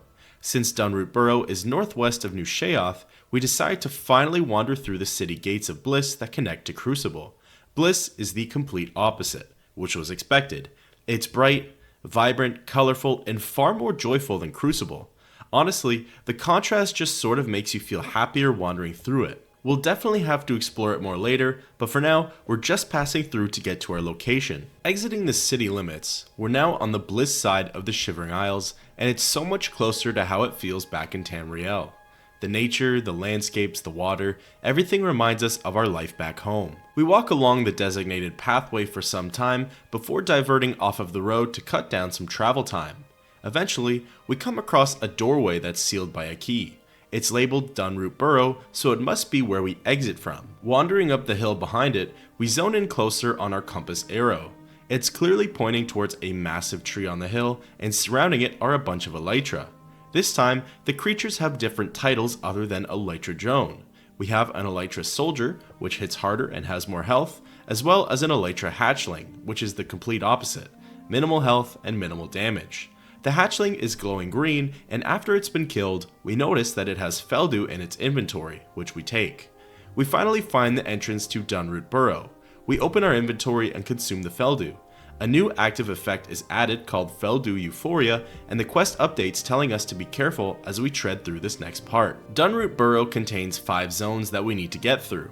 Normally this wouldn't be a problem as we could take our time, go slow, and force waits for health regen if we need to. Except for the fact that if we don't ingest more Feldu every 45 seconds, we fall into a worsened state of withdrawal which will leave us severely nerfed and will even affect our overall health. So how we get more Feldu is by stumbling upon a glowing green Elytra, kill it, and ingest the drug. The issue is that these glowing Elytra are farther and fewer in between to come across. They're scattered throughout the dungeon, and as we get further along in the zones, they become harder and harder to find. The first zone contains 5 Feldu Elytra, so getting our next fix is relatively easy. However, the next 3 zones only contain 2 Feldu Elytra each, so as we're stumbling around the mazes of Dunroot Burrow, it became more and more difficult to seek them out. We were faced with the choice of actively looking for the glowing bugs, wasting time, and not knowing where we would find them, or we could just plow through the rest of the dungeon with Dawnfang, overcoming our disabilities and getting to the end of this nightmarish trip. Choosing the latter, we finally came across an Elytra Noble, which was a good sign because we knew that this chapter was soon coming to an end. It was significantly bigger than the other Elytra in this dungeon and put up an incredibly good fight. It almost had us beat, but we persevered, swinging away our enchanted blade and bested it in combat. After killing the creature, we rounded the corner and found ourselves in the last zone, the Sanctum of Decadence. Entering through the doors, we come out to a change of scenery. We're now in some kind of underground fort or cathedral. The chalice is nearby, but guarding it are 3 strange persons with no clothes on, seemingly extremely addicted to the Feldu. We wander up the stairs and one of them sees us. He aggroes onto us and begins attacking. His name is Joofy the Brown, and he fights us unarmed. Juffy certainly has the potential to deal a lot of damage to us, but his health doesn't match his combat skills, and soon enough, he falls to our blade. Where the fight got interestingly tricky is when we fought the other two Feldu addicts. For some odd reason, they had an incredible amount of health. I have no idea if it was because our weapon lost its charge and maybe its condition wasn't the best, maybe our fatigue was just too low. I have no clue. Regardless, it took a really long time and a lot of swinging to kill them. We fought against both of the addicts separately, as the nice part was that they dealt barely any damage to us. They were able to stagger us with their blocks and hits, but it wasn't at all impactful. I think we would have had a lot more trouble if they ganged up on us, and we're really lucky that we aggroed them one at a time. Eventually, both Feldu addicts were slain, and we made our way to the middle of the elevated area where the chalice was on a pedestal. We took it, and our addiction to the Feldu was cured and forever gone. Our quest updated saying we should leave Dunroot Burrow at once and return the chalice back to Theoden. Leaving Dunroot Burrow, we noticed that the obelisk just outside of it is no longer dormant. There's a beam of energy being emitted from its center, and a strange looking individual is staring us down. As we get closer, they become aggro and begin shooting lightning at us. This being is called a Priest of Order, and interestingly is a real person, unlike the Knights of Order. Once they've been defeated, we're unable to loot their body as we take shock damage when we try. More members of the Order show up, including 2 knights and another priest. After we take care of all of them, we fast travel to New Sheoth Palace, seek out an audience with Theoden, and speak with him in order to hand over the chalice. The triumphant champion returns. So, do you feel any different now that you've been through this experience, I mean? You know what it's like now, always wanting that next fix, hating it but craving it at the same time, and hating yourself for all of it. Ah, well, all over now. The chalice helps, doesn't it? Indeed it does, and I could use some helping right now. I'll just take that back from you. And as a token of my gratitude, I grant you the role of Courtier of Mania, with all of its entitlements. Which is to say, none. And with that, thus ends the quest, Addiction.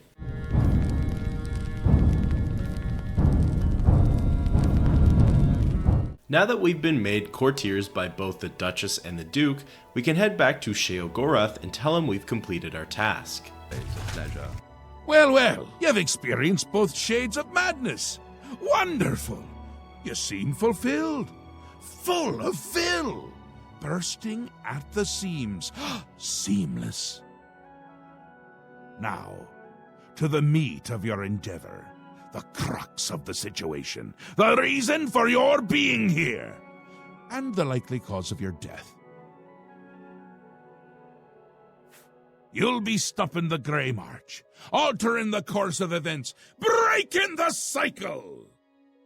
A fly in the ointment. A new cause for a different effect.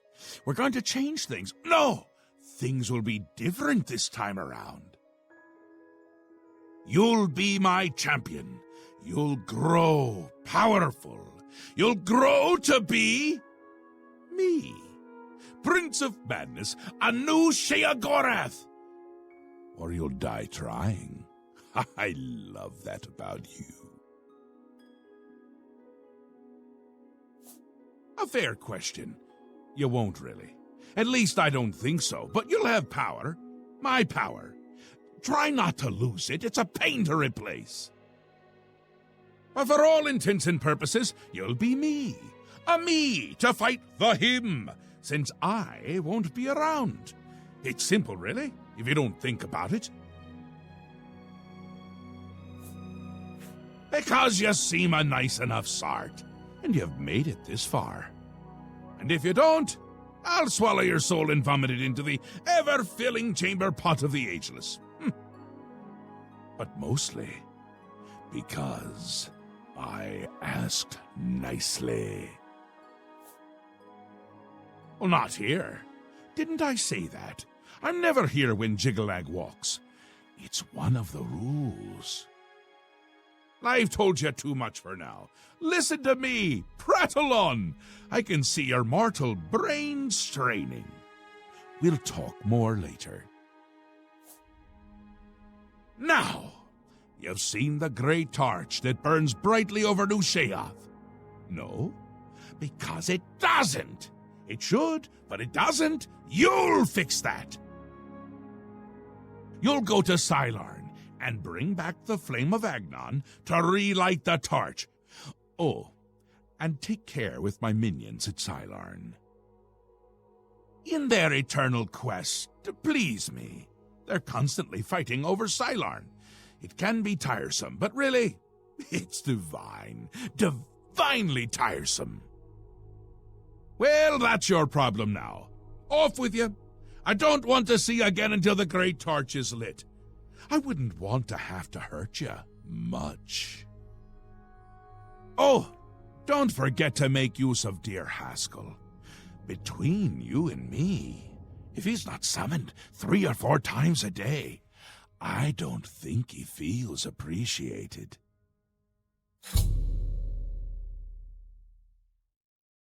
That's where you're going to get the flame of Agnon. Do you listen to anything I say? Do your ears work? If not, I can find use for them. Go and fetch the flame. Bring it to the Cecellum. Light the great torch. How are you going to be me if you can't even do what me tells you? It's what's used to light the great torch. Haven't we covered this? You'll find it in Cylorn, guarded by my saints and seducers. The great torch shines brightly above New Sheoth, a beacon of hope for all the citizens. Except it doesn't! It's gone out! Happens every time the Greymarch begins, which it has. Makes all of my subjects uneasy, tense, homicidal, some of them at least. We need to get that torch relit before the place falls apart. Aren't you the curious one? You know what they say about curiosity, though, don't you? It killed the intrepid adventurer who really should just be doing exactly what I say at all times! You're going to stop the Greymarch by becoming me. Or a version of me. You'll be powerful. Powerful enough to stop Jyggalag. He's on his way.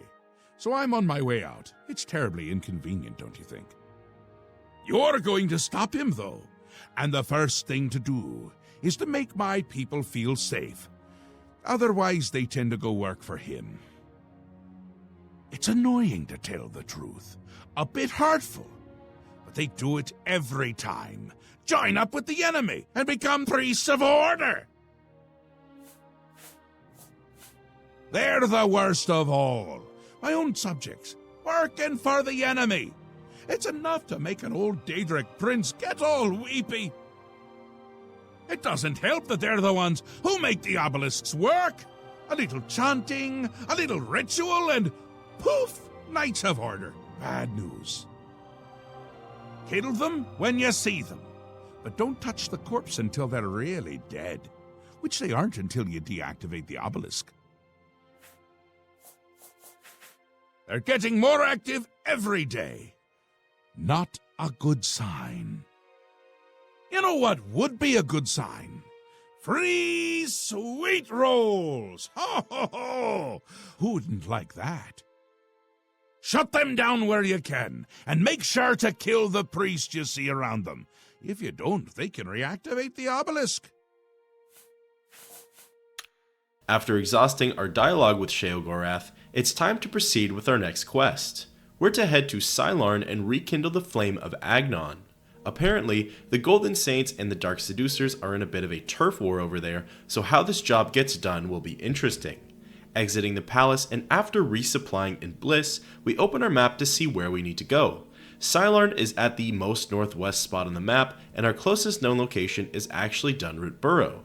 We fast travel there and begin our journey to the war zone. It's a far trek, and we come across many different enemies on our way to the destination. We see more gnarls, bollywogs, and even come across some camps that have new enemies called heretic soldiers.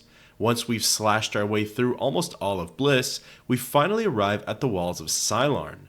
Interestingly, it's a lot wider than it is tall, which is unique because most forts we see have a lot of height to them, but not a lot of width. Eventually, we run around the corner into the courtyard of Cylon and notice the air is very still, yet heavy. On the left side are the Dark Seducers, and the right side holds the Golden Saints. We get a quest update saying we should speak with someone on how to light the flame of Agnon.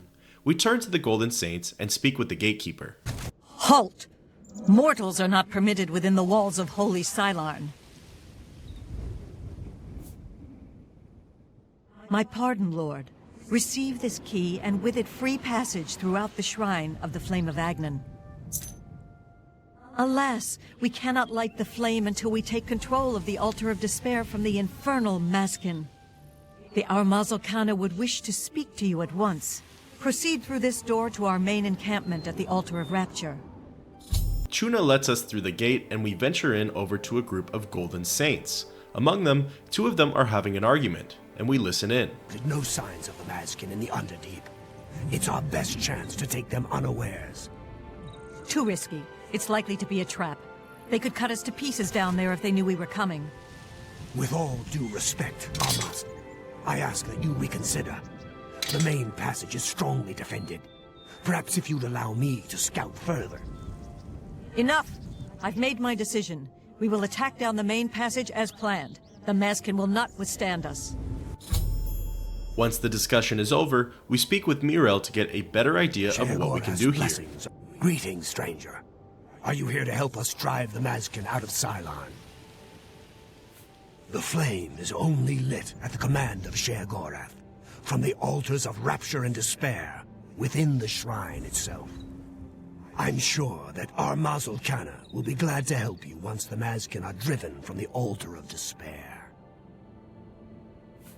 Alas, we have not seen the Altar of Despair for many years.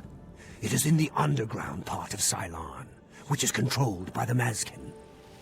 The Maskin do not even allow us free passage to worship there, which is one of the many reasons why they are unfit to continue to guard it. It is just there, at the top of these steps. You would pray for the blinding ecstasy, which is the ultimate reward for those in Sheogorath's service?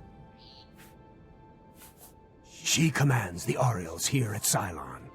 She has just arrived with reinforcements from Brellock to end this stalemate once and for all. That's what we call ourselves, the most loyal and honorable servants of Sheogorath. Our home and sanctuary here in the Shivering Isles. The treacherous ones, the dark seducers of ill repute, whose every action drags Sheogorath's holy name through the mud. My scouts recently discovered another way through the ruins to the Altar of Despair. The Armazel Khana wants to assault the altar down the main passage, but the Maskin are expecting us to come that way. They've strongly fortified the main passage against us. If we attacked through the Underdeep, we could take them by surprise. If only Khana would listen to me. An attack down the main passage will end the same as it always does, a glorious defeat. She thinks the Underdeep is a trap. It's true. If the Maskin knew we were coming that way, we wouldn't stand a chance. But I'm convinced the Maskin don't expect us to come that way. If we attacked in full force, we could take the Altar of Despair before they had a chance to react. If only I could make Khana see that.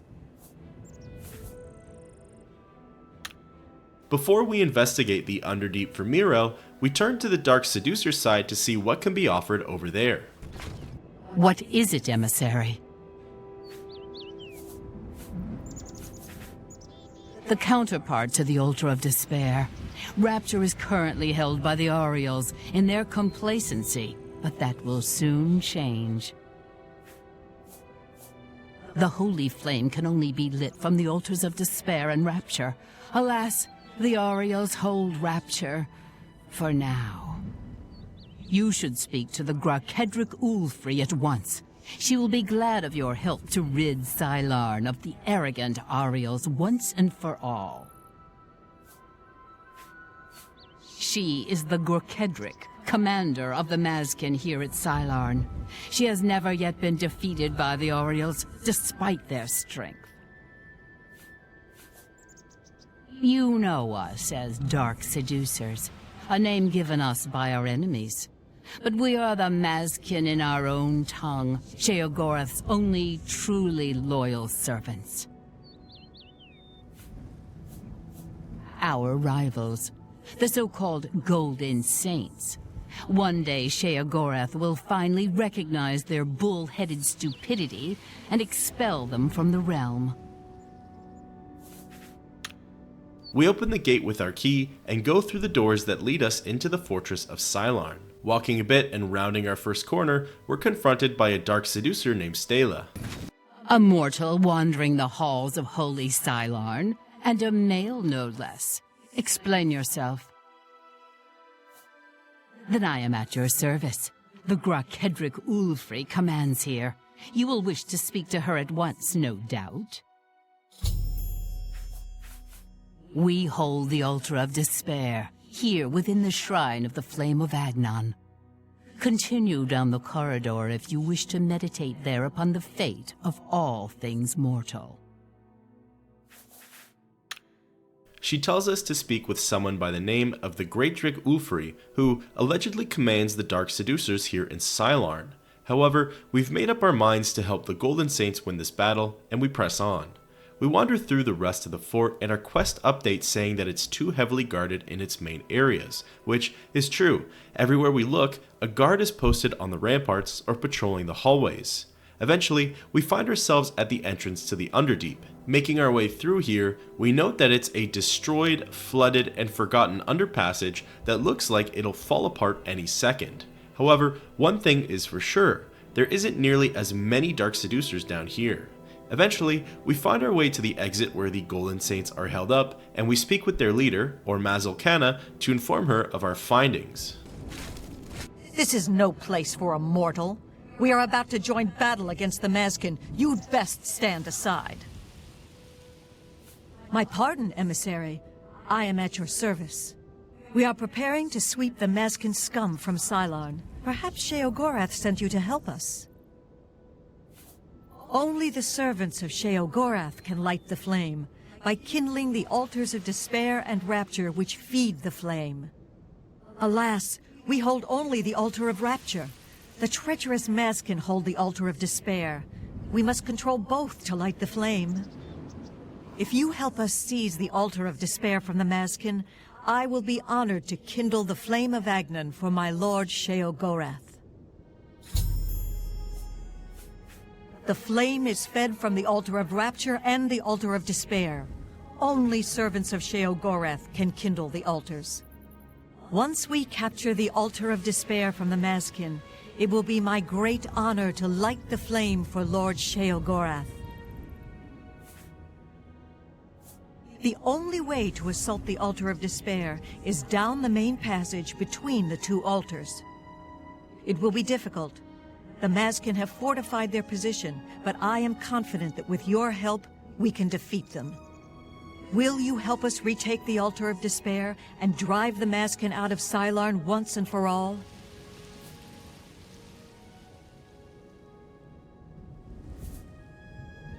Are all males so obstinate? Have I not already told you that I consider that route too risky? What makes you think you can persuade me when my own lieutenant cannot? You've seen this with your own eyes? I must be sure it isn't a trap if I'm to take such a risk. Meryl was very convincing as well. Very well, we'll risk it. The Underdeep it is. May Sheogorath's divine madness possess us today. With the end of that brief discussion, the battle for Sylarn begins. The Golden Saints arm themselves and immediately make their way over to the Mazkin gatekeeper. In just a few moments, she's completely overwhelmed and slain. The Oriels fall in line and go through the entrance to the Underdeep. Down here, the battle continues with the few Mazkin that were patrolling getting picked off by the might of the Golden Saints. Soon, a small battalion of dark seducers was dispatched over to the area, but they were no match for the group of Orioles. We tried to let the Daedra do all of their own fighting.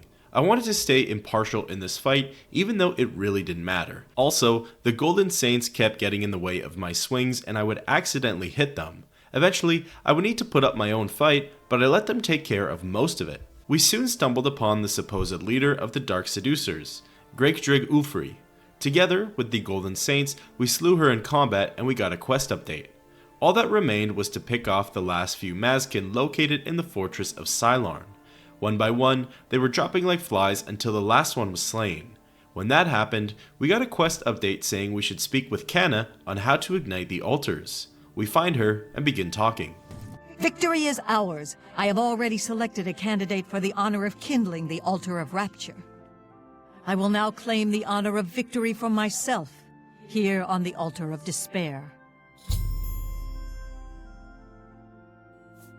The altars can only be kindled by the willing sacrifice of a Mazkin or an Oriole. It is my great honor to release my soul to Oblivion in service to Lord Sheogorath. Farewell. I will not walk these lands for many a year. Canna has picked a champion to ignite the Altar of Rapture, while she insists on igniting the Altar of Despair through her own personal sacrifice. She makes her way over to the sacred grounds and begins the ritual.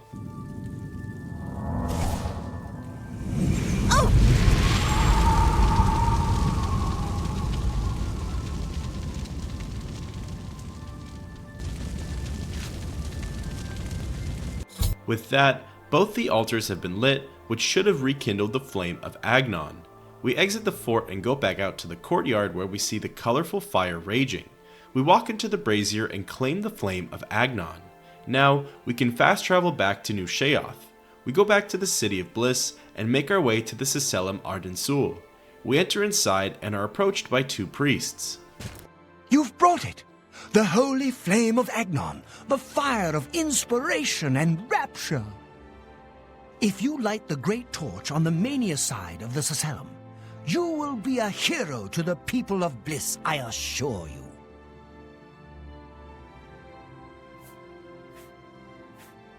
Do not think about it. Dream about it. Let your mind soar on flights of fancy. I know you will choose well in the end. You should know that in addition to the adulation of the people of Bliss, there is also a more earthly reward. The hero who lights the great torch for Mania is traditionally awarded the raiment of Arden Sul. Not that this should influence your choice at all. Now, what do you say? Ah, you burn with the purging fire of Agnon, the flame of truth, the flickering beacon of hope in the gloom of despond. Come, light the great torch for Dementia. Illuminate the conspiracies, deepen the shadows.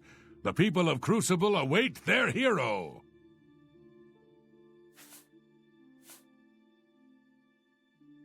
Oh no! You don't want to do that. Don't believe their lies. They are no true friends. Don't you see it? How they whisper behind your back.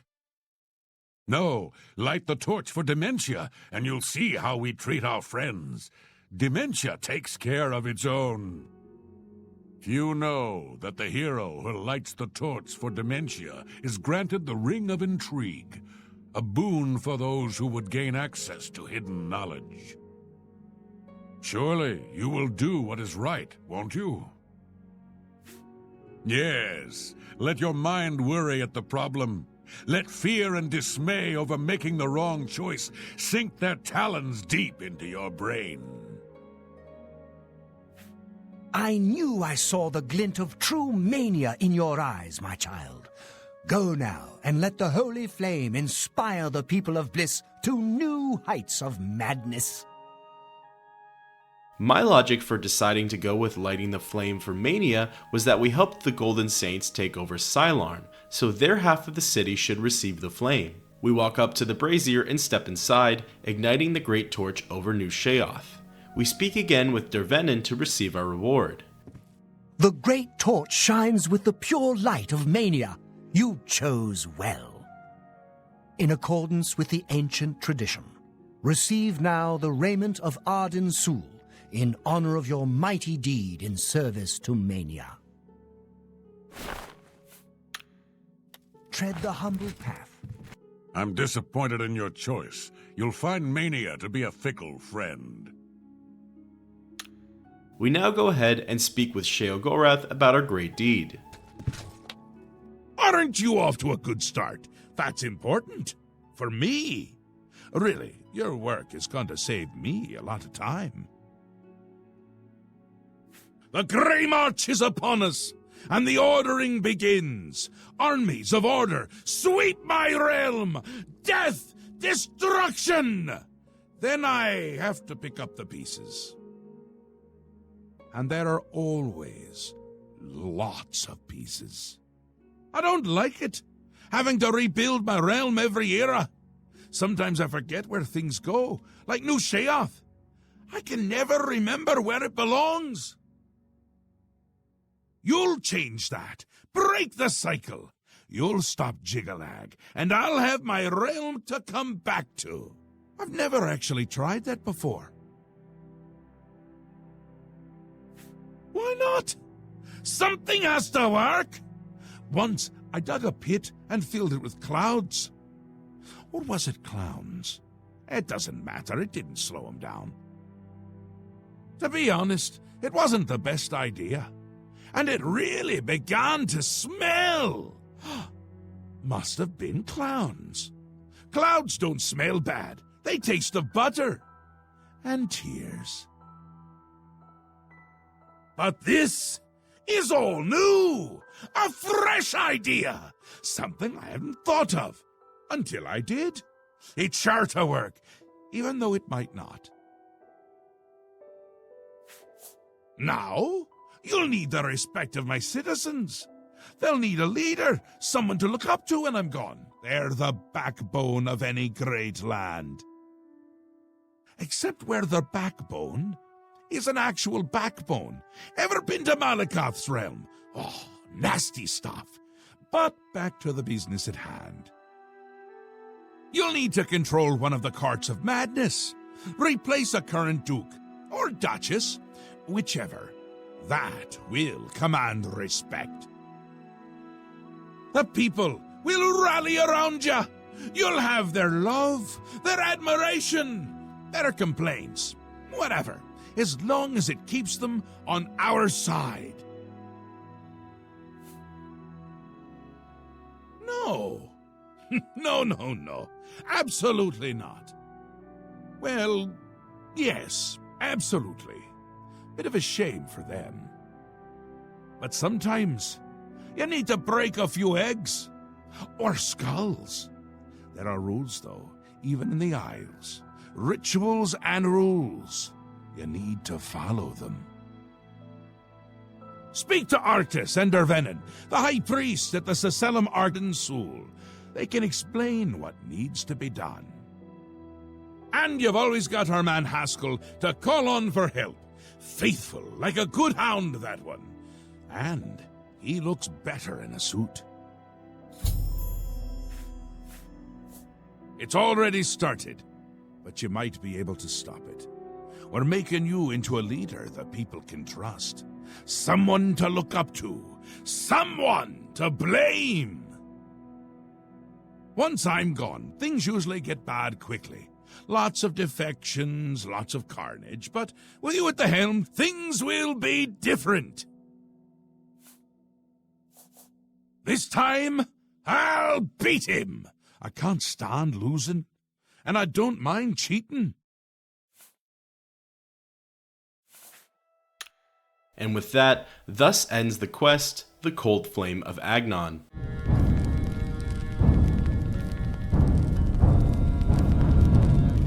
Before we even had the time to do anything else, Sheogorath gave us our next quest, which is quite the task. We're to replace either the Duchess of Dementia or the Duke of Mania. We go over to Arctis and ask about the ritual of accession for Dementia. I'm disappointed in your choice. You'll find Mania to be a fickle friend. Interesting. Not many wish to hear about such things. but I would be glad to oblige.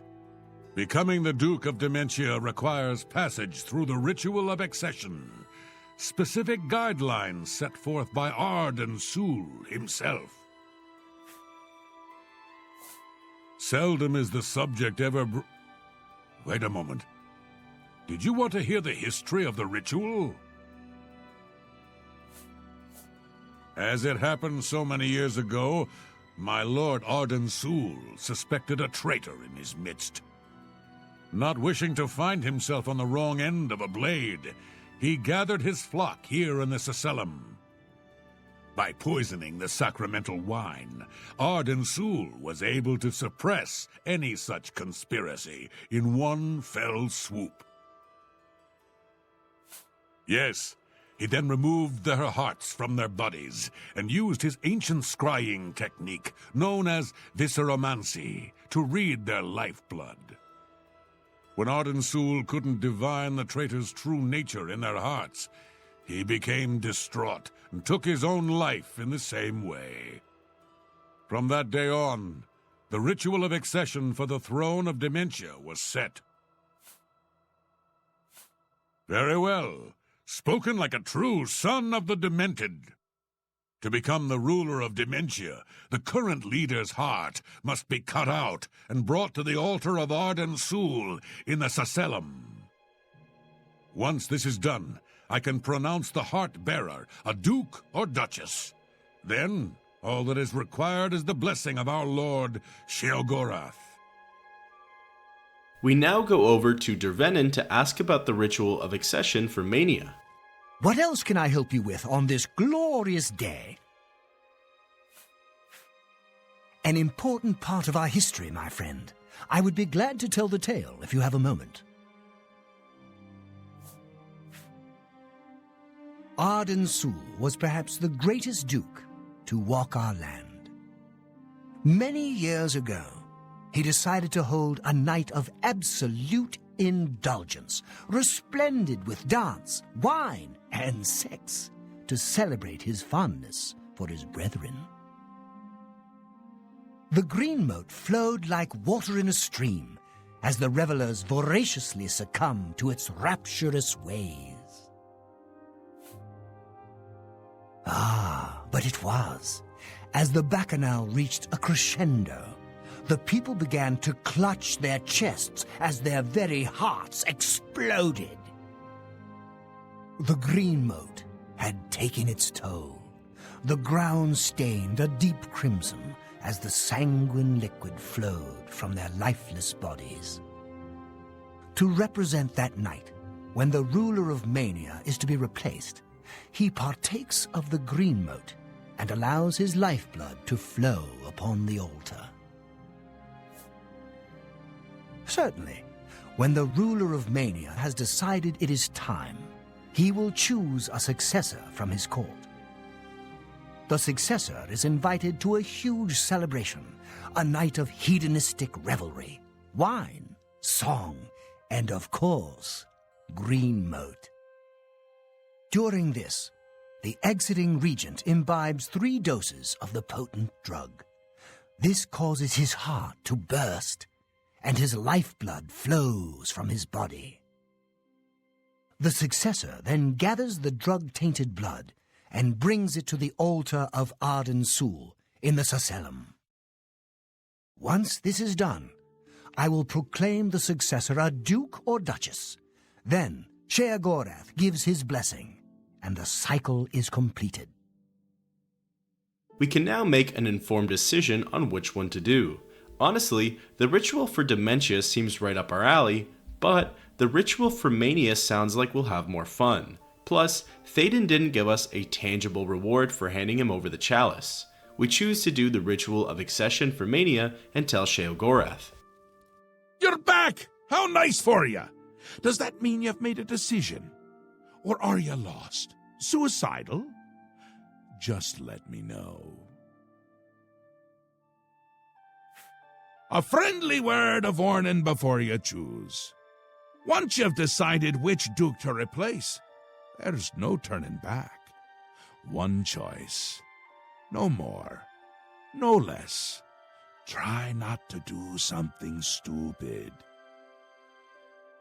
So which is it? What will it be? Mania? Dementia? The suspense is killing me! Or you, if I have to keep waiting.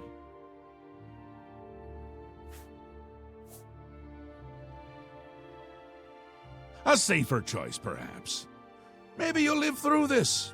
Théoden's a bit lost these days. Not that it's a bad thing, it suits him. Until now. Besides, won't it be a grand surprise when you make his heart burst from too much green mote? Théoden loves surprises. Théoden may be in a constant state of euphoria, but I wouldn't underestimate his intelligence. This is so much fun! It'll be in full swing soon. Excited? You shouldn't be. It's the death of all things. But if we can get you into shape, we might stand a chance. You'll lead my forces, inspire my people. Hopefully, everyone won't end up dead. He'll be here soon, and I'll be gone. Can't say I like the sound of that. I like the sound of other things, though, like birds and bones cracking.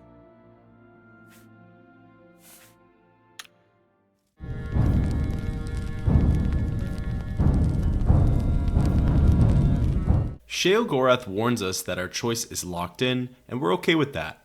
We have to now ask around New Sheoth to see what the best way to get Théoden to overdose on green mote would be. We think it best to try our good friend, Wide-Eye, who helped us with the quest Addiction. We head over to the House of Mania and wander through its halls. Eventually, we find Wide-Eye and begin speaking with her. How can I help you this fine day? Such a kind and noble man. In times like these, it's good to have a leader who still enjoys all the modern pleasures Mania has to offer. Well, yes, apart from enjoying his painting, reading a good book, or a rousing night of erotic bedroom games. I'm speaking of green mote, of course. There is no greater pleasure. If I didn't have such a busy daily routine, I'd likely indulge myself in its pleasures more often. At the risk of being rude, I must confess I don't like talking about the specifics of my routine. Théoden has too many enemies that may turn that knowledge against him. He depends on me quite dearly. Wide-Eye needs to be greased up a bit before she tells us her daily routine. We charm her with beguiling touch and throw some gold her way. Then we try again. A little bit helps. Very well. I see little harm in telling you. After a bit of reading in the garden and running my special errand at noon, I like to shop at Books of Bliss. Around 8 p.m. we are served dinner. Gundlar is quite a chef and prepares Théoden's meals personally, adding just a hint of green mote. After that, we dance, we sing, or we do whatever else suits my lord's tastes. Green mote is the refined version of the spores that are harvested from the spore trees that dot Mania. We keep the green mote safely tucked inside the green mote silo. You can imagine the ruckus if its location was known. Only a select few, such as myself, know the silo's location. However, we are sworn to secrecy.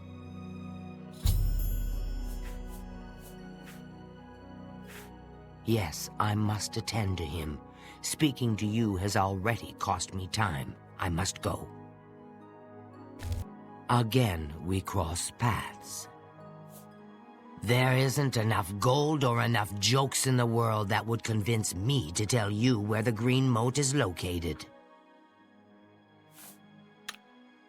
Wide-Eye knows where to find green mote, but she is very insistent on no one else knowing where it's stashed.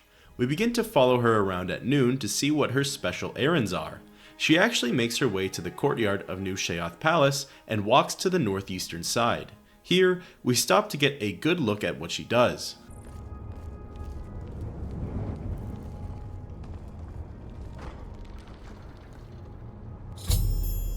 It turns out that obscure statue is actually the secret entrance to the Greenmote silo. We're to head down there, follow her, and make sure we don't get caught. It was at this moment I realized that the main difference between becoming the Duke of Mania or the Duke of Dementia was through the skills required to beat each quest. Overcoming the Duchess was better suited for our heavy armored, sword-wielding, battle-hardy Nord warrior. Overcoming the Duke was better suited for silent, assassin, rogue, thieving characters. We don't really practice sneaking much with this character, but this could be a very fun time. Greenmote Silo isn't very difficult to navigate through while following Wide-Eye. The issue is not getting caught by the Golden Saints. Once we learned to keep our distance, check our corners, and stay in the shadows, it was a breeze making it to the Greenmote. We pick up 2 doses of the substance, and we receive a quest update saying we now need to sneak into Théoden's kitchen before 8 o'clock and slip the Greenmote into his food. On our way out, we got caught by Wide-Eye at the last moment and just accepted the small bounty of 40 gold. Once we returned back to the palace, we still had time to sneak into Théoden's room and slip in the poison. Picking the lock into the Duke's quarters, we now make our way through the small area. There are a total of 2 Golden Saints patrolling the halls. They have their pathways that they walk, and once we learned what their patrols were, we were able to slip into the kitchen. Whilst here, we put 1 dose of Greenmote into Théoden's wine, and the other went into his meal. Now it's time to make our way back to the Hall of Mania before 8 o'clock. We get caught on the way out and pay up the 5 gold bounty. We run back to the House of Mania, take a seat at the dining table, and wait for the festivities to begin.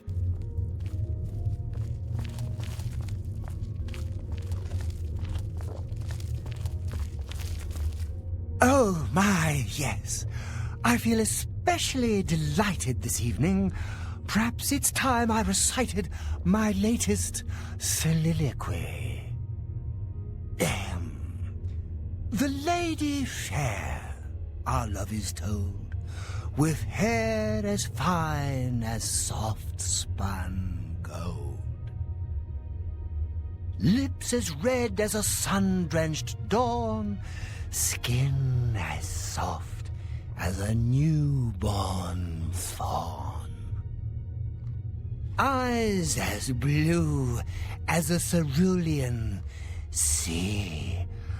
Ah, what? My heart can't breathe. Help me.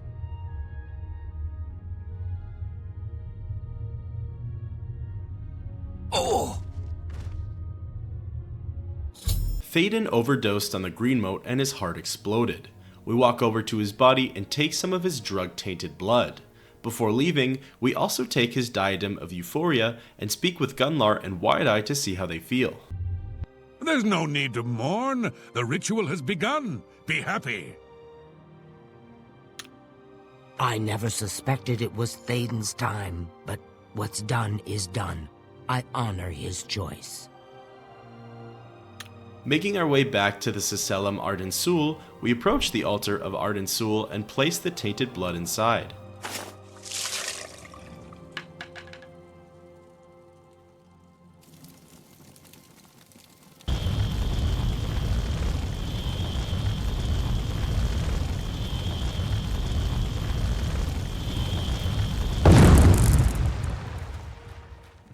Once again has the ritual of accession come full circle. The blood of Théoden has been consumed by Arden Sul's will, and all of Mania welcomes you with open arms. I now declare you Duke of Mania of the Shivering Isles. May your light shine upon all our happiest days. We now speak with Sheogorath to receive his blessing in order to fully become the Duke of Mania. You've done it! The ritual is complete, and you've survived! A shame about Théoden, but it's how he would have wanted it to go. Now, on to other... Wait, I must speak. The ritual must not be completed. Still! You dare interrupt me? Only I interrupt me. Like just then. I'm speaking with someone. We'll talk later. Or not. When is later exactly? Not now, I'm sure of that. Guards! I think Syl forgot how to use the door. Kindly show her out, before I forget myself.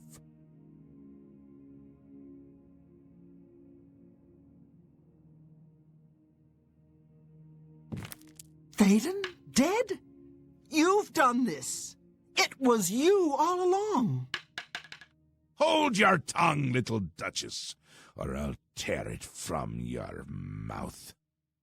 Replacing Théoden with this outsider? This is how it ends. I should have seen this coming. Calm yourself, Syl. You're making my teeth itch. You still hold your office. I suggest you see to your duties. No, I see what's going on. I should have seen it before. You conspire to destroy us all. You're a fool if you think I'll allow this to happen. Fool? Visionary! Change is in the air, Syl. Breathe it deep. Bathe in its scent. Bottle it up, save some for later. Order stands at our door. They've taken the fringe. Did you even know? Do you care? And you speak of change. Change will preserve us. It is the lifeblood of the Isles. It will move mountains. It will mount movements. No, I can't do this.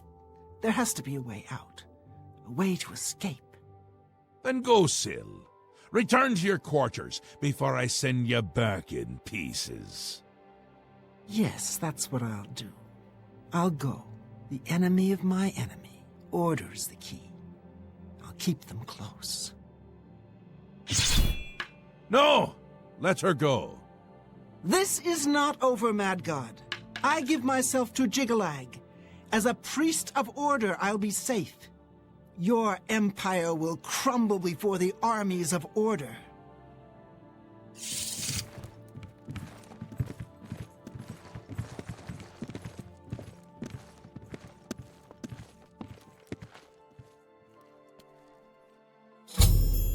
After an interruption by Syl, she is seemingly defected over to the Order.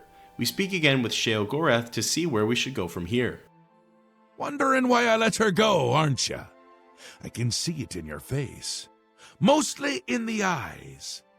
I may take those from you when this is done. This has never happened before. The ruler of Dementia turning traitor? Unprecedented. I've seen others defect, but never a duke. Maybe we're onto something here. We'll see how it plays out. It can't be worse than what's happened before. I do, I did, and I won't say it again. But that's enough about that. You're the ruler of Mania. Oh, just look at you. You're positively beaming. You now have the power to summon golden saints. They've always served the Duke of Mania. I think it's the bright colors. They just love 'em. And here is the Ring of Lordship, a symbol of your new station. Symbols are important. They carry weight in this realm, and others. You would be well served to remember that. She was right about that. I can feel it. In my bones. The little ones. The Greymarch has swept the fringe. Aura gathers its forces there as we speak. And I hate when people gather forces in my fringe. You'll need to put an end to that. Stop them. My army should already be there, but I want you to see what you can do to help. If they continue to marshal their forces there, we won't be able to contain them. Make sure they can't. It swept the fringe! That's not good! See if you can't hold them off there, because if you can't, everyone is going to die. No pressure. They'll get more and more active as the Greymarch continues. If they've already taken the fringe, they must have one there already. I really hate those things. We have now officially been made into the Duke of Mania and can summon Golden Saints at our will, thus ending the quest, Ritual of Mania. Real quick, for the first two quests in this video, I blundered with the in-game audio and unfortunately it isn't usable. However, I'll do my best to relay the most important information, but lucky for me, the third quest's audio is working just fine, so there's no issue there with that one.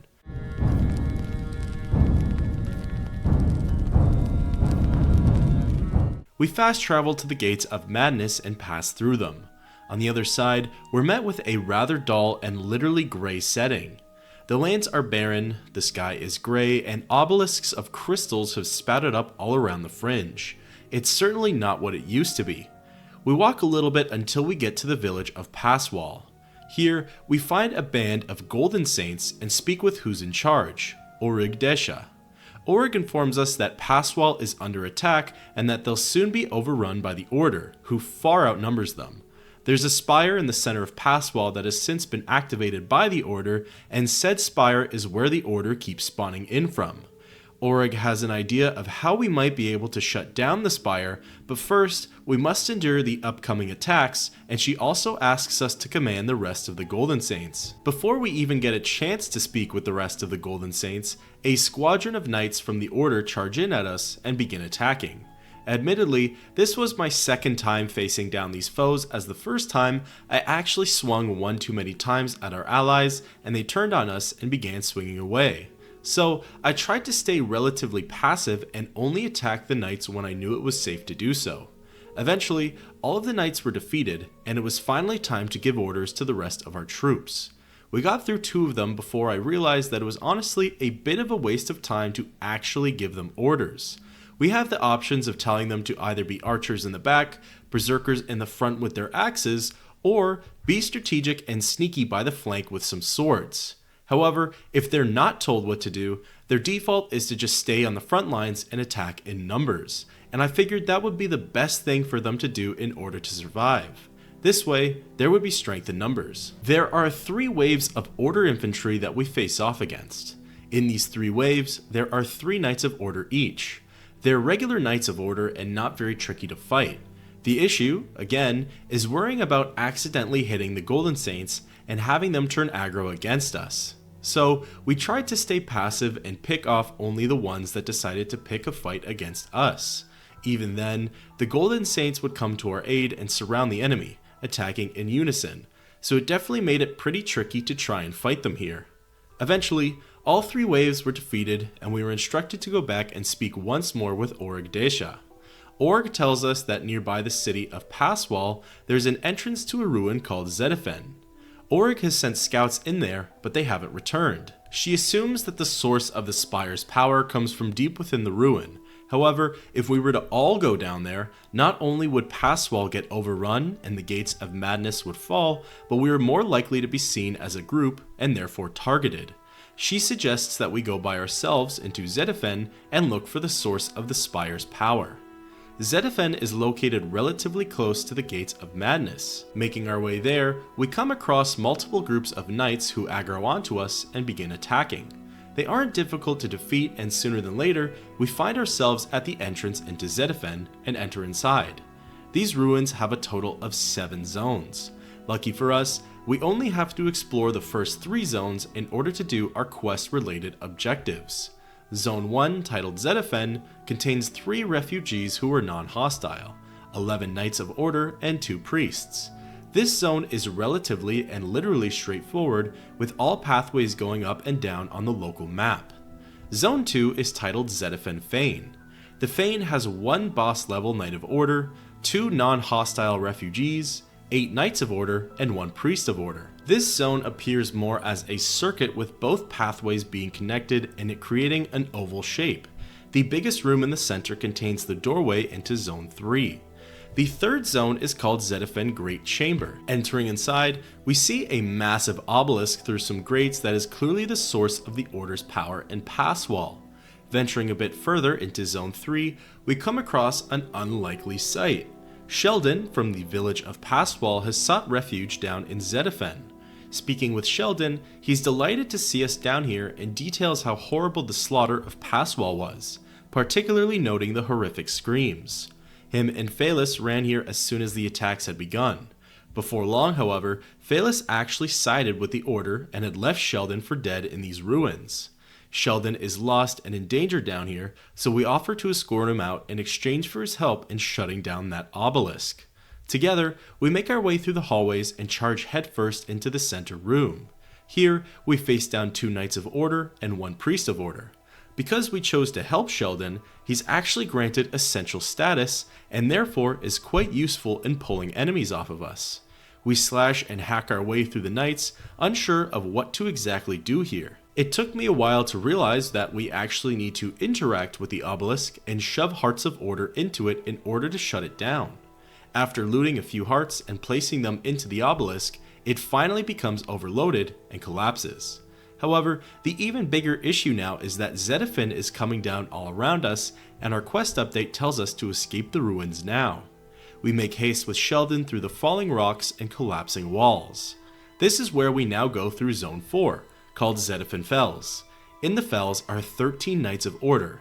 However, lucky for us is that the falling rocks and rubble from the destroyed ruin actually kill most of them for us, with us only needing to pick off the stragglers. While navigating through the dangerous areas, we get separated from Sheldon as a gate falls down and blocks him from following us. He exclaims that he'll find another way out and that we need to hurry out of this place. Rounding the corner, we find the door to the final zone, called Xedillian Fells. The Fells contains 3 Knights of Order, which again, if we're lucky, will get taken out by the falling rocks, saving us some labor. We run across another closed shut gate that has Sheldon on the other side. He breaks the tension by saying we're doing a terrible job at guiding him out of here. We continue onwards a little bit further until we're finally at the exit of Xedillian. Leaving the ruins, we manage to escape the destruction, and so did Sheldon. We return back to Passwall and speak again with Origdacia.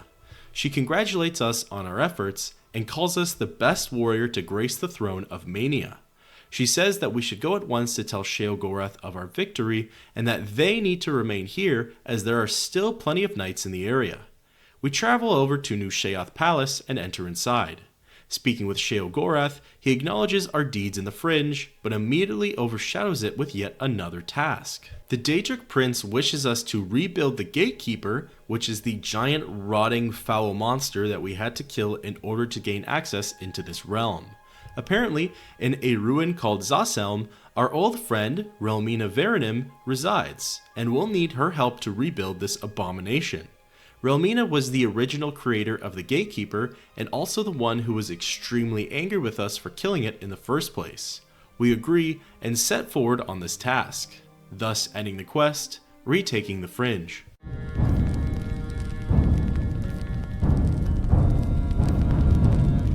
We have our orders from Sheogorath and make haste at once. Exiting the palace and looking at our map, we notice Zaselm is relatively close to the Gates of Madness, so we head there in order to discover Relmina's place of solitude. Arriving at the ruins, we're attacked by Shambles, an enemy we haven't seen since the Gardens of Flesh and Bone.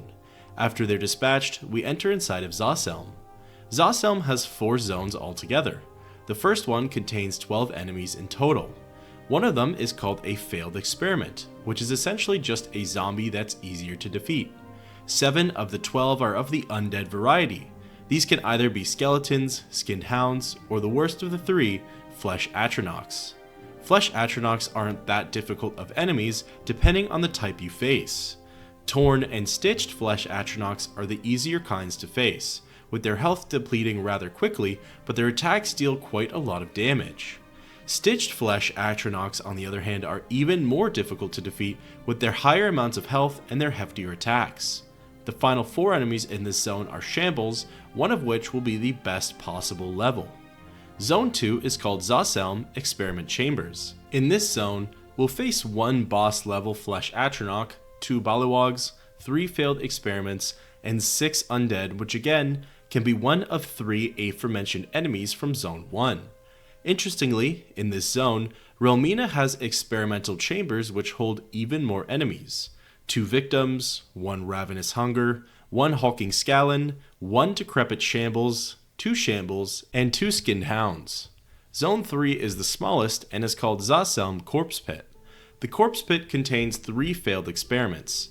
This is seemingly the area where Relmina dumps her abandoned projects. This area is non-essential for the quest. Finally, Zone 4, titled Zaselm Sanctum of Vivisection, is where we can find Relmina. Within our first few moments of being inside this area, we hear horrific pained screams coming from someone nearby.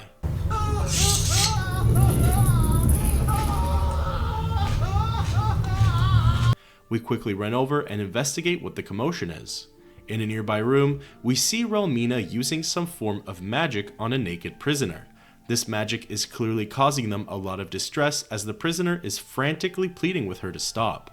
All the meanwhile, Relmina is simply taking notes on the prisoner's reaction to the magic, as well as asking them for a pain scale. We interrupt the process and speak with the Dark Elf. It's safe to say that she remembers us and what we did to the gatekeeper in the Fringe. She still holds an immense grudge against us, and her attitude follows suit. We inform her that we were sent by Lord Sheogorath in order to receive her aid in building the next gatekeeper. She's reluctant at first, calling us his lackey and almost mocking us for bringing up this order of business to begin with. Eventually, she comes around and decides that she will help us, out of her love and appreciation for Sheogorath. In order for us to proceed with building a new monster, we need to retrieve several ingredients from the Gardens of Flesh and Bone back in the Fringe. She gives us the key to get inside of those ruins and tells us to bring back these specific ingredients of blood liqueur, osseous marrow, dermis membrane, and essence of breath. We leave the ruins at once in order to head over to the Gardens of Flesh and Bone. We've never heard of these strange ingredients before, but that must be why they're capable of creating such a being, because they're so rare and mystical. We fast travel to the gates, enter inside of the Fringe, fast travel to Passwall, and walk the rest of the way to the gardens. Interestingly, after the Order had taken over the Fringe, we lost all of our known locations in this area. We used the key to enter inside of the ruins. The ruins contain 4 zones in total. The first one is simply called the Gardens of Flesh and Bone. This zone contains 6 leveled undead and also holds access to 2 other zones. The ingredients are scattered around, so we need to travel into the next ones to get them. Zone 2 is called the Natatorium of Wound Bled Tears. This zone contains 3 flesh atronachs and 9 undead. In here is where we'll find the ingredient of blood liqueur. Zone 3 is called the Conservatorium Corpusculum. This zone contains a total of 16 undead enemies. In here, we'll find the ingredients of the dermis membrane as well as the osseous marrow. Zone 4 is called Caverns of Susurration. This zone contains 7 hunger enemies. In here, we'll find the final component of Essence of Breath. Once all 4 ingredients are gathered, we can exit the Gardens of Flesh and Bone and fast travel back to Zaselm. While here, we actually stumbled across a small room where Nanette Dawn is studying. It seems that Nanette and Relmina likely left the Fringe together shortly before it was attacked by the Order. Speaking with her, she refuses to talk to us because Relmina apparently tortured her after she spilled the beans on how to beat the gatekeeper, detailing how we were the reason for her pain. We move along and find Relmina studying the corpses of flesh atronachs. Speaking with her, she tells us that all that's left to do now is for us to choose the body parts. Each body part contains an enhancement of some sort, and we can build a specific gatekeeper. We wander into the next room and see a wall of hanging appendages and tables of spread out limbs. Not knowing what each body part fully does, we decide to pick the arm of fire shielding, the arm of bashing, the breast of life, the legs of nimbleness, the helm of power, and the heart of wound sharing. Returning back to Relmina, she says now we must go with her to the Fringe in order to perform the ceremony in front of the statue of Sheogorath. We leave the ruins and fast travel to the Fringe. Relmina meets us there and we tell her we're ready to start the ceremony. A massive pool opens up in front of the statue and Relmina tells us to place the gatekeeper's body into it. We do so and step back. The sky darkens, the weather picks up, and Relmina begins her chants. She goes on a bit about the 6th virtue, which contains flesh, and ingredient by ingredient, she asks us to place them into the pool. Finally, she summons a flesh Atronach and makes its way into the pool. She does more chanting and tells us to stand clear of the cistern. We move by her and she casts a spell. The explosion throws us back, and out from its fiery grasp, a new gatekeeper steps forward. This gatekeeper is built exactly as we had designed it, with all of the body parts and appendages. Seemingly, now we've received the mark of Sheogorath, and therefore the gatekeeper is not hostile towards us. We can now return to the Daedric Prince and tell him of our success.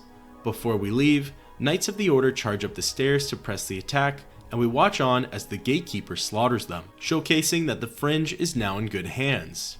We fast travel back to New Sheoth Palace and speak with Sheogorath. He's pleased with our work, but before he can continue, we're interrupted by a dark seducer who comes barreling into the throne room. This dark seducer exclaims that the Order has attacked a place called Pinnacle Rock. Sheogorath then tells us that this can actually be seen as good news, as this is an unprecedented event, and for the Order to carry out such an attack means they're getting desperate. Sheogorath asks us to deal with this attack and to help out the dark seducers. Before we end the conversation, we receive some vital information that might have not been already known. Sheogorath is in fact the alter ego of Jyggalag, meaning that he literally can't do anything to help us, as when the Greymarch begins, he transforms into the Daedric Prince of Order. The information all falls into place now, and more things are starting to make sense. And with that, thus ends the quest, Rebuilding the Gatekeeper.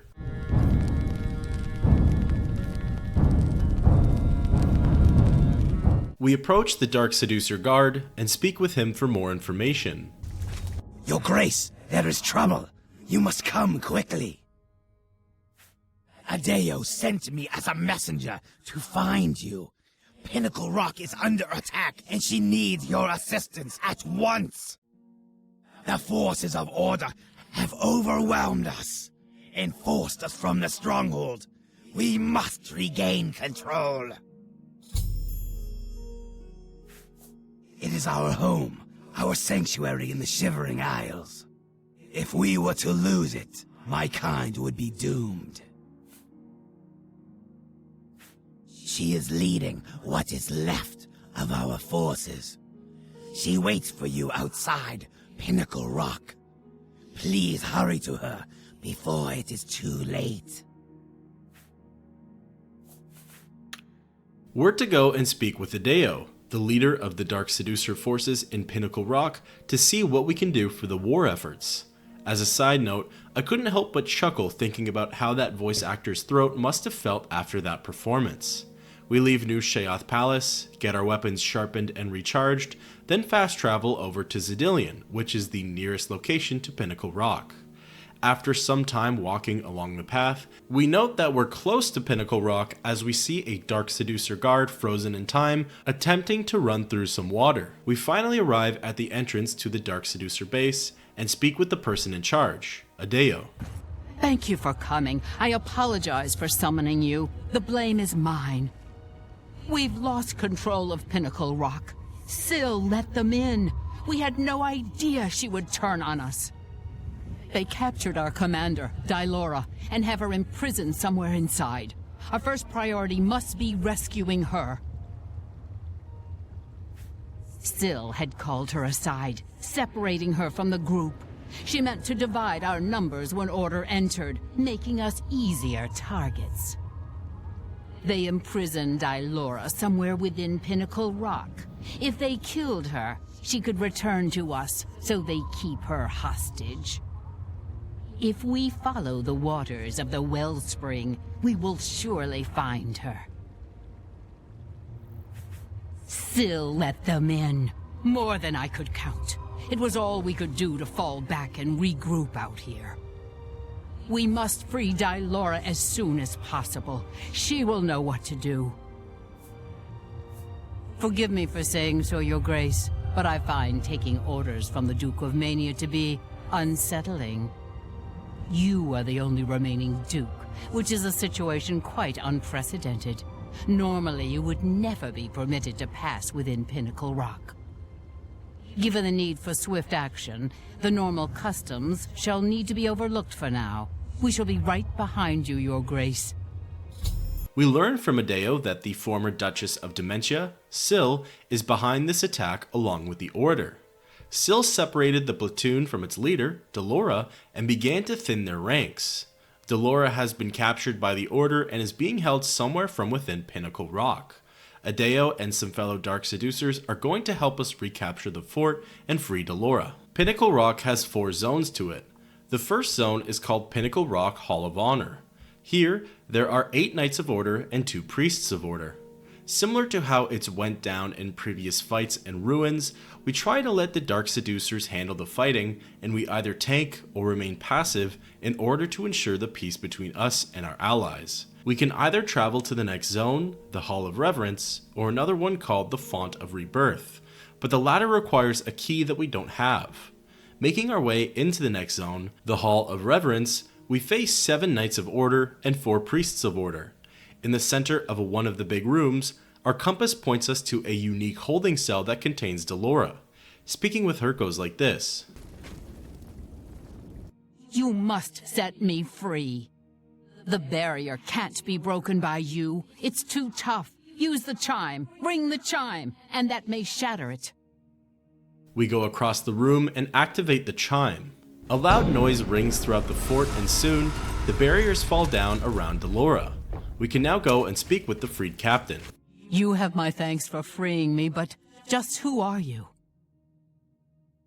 Your Grace, I am sorry. I did not realize. Where is Syl? Have you seen her, that traitorous coward? Syl, the snake. She showed up, asked for a contingent of guards, said there was trouble at the palace and that we were needed. We were so focused on organizing quickly that by the time we realized she'd let Order in herself, it was too late. We were split up and picked off.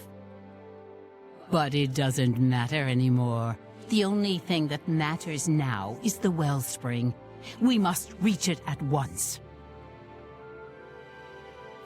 The wellspring of the Mazkin. It's what links us to this realm, where we return to the world from the waters of Oblivion. If Syl helps Order sever that link, my kind will be annihilated.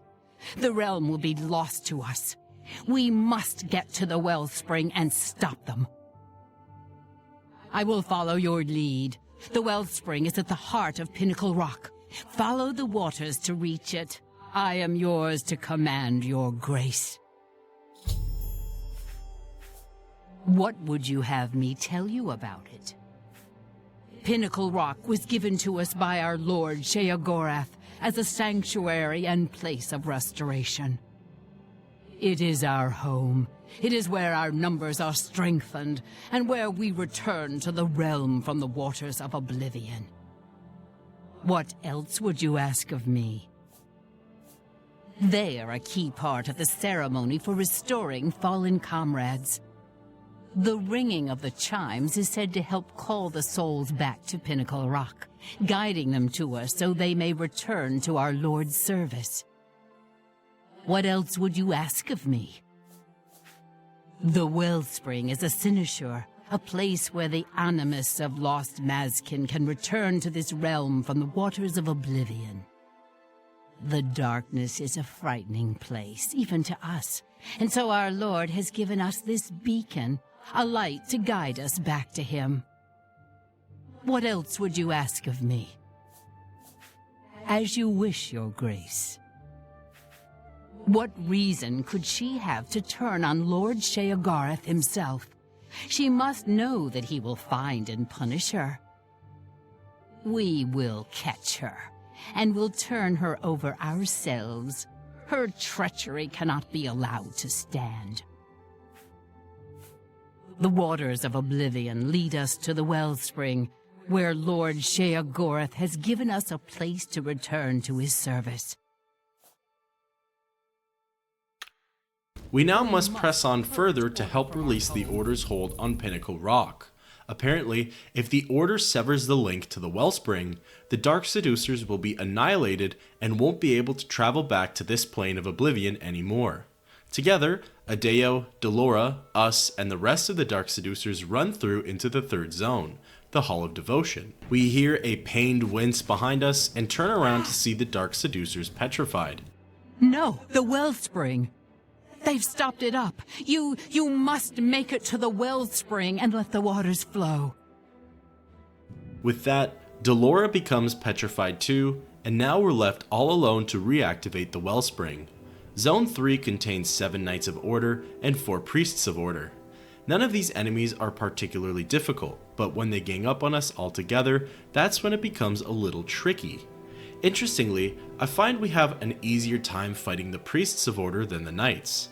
I think it's because we're able to kill them fast and before they can let off any shots on us. We enter into the final zone of Pinnacle Rock, Font of Rebirth. This zone contains 7 Knights of Order and 1 Priest of Order. The biggest and last room in this zone is the one that contains the Font of Rebirth, used to connect the Daedric souls to the Shivering Isles, which is in the center of the room. After we defeat all of the enemies in the area, we can go to all 4 corners of the room and ring the chimes in any order. The Wellspring breaks free of its entrapment and has been restored. All of the Dark Seducers are reanimated and can resume their life as normal. We're directed over to Delora and speak with her. The Wellspring is restored. You saved us. We are forever grateful, Your Grace.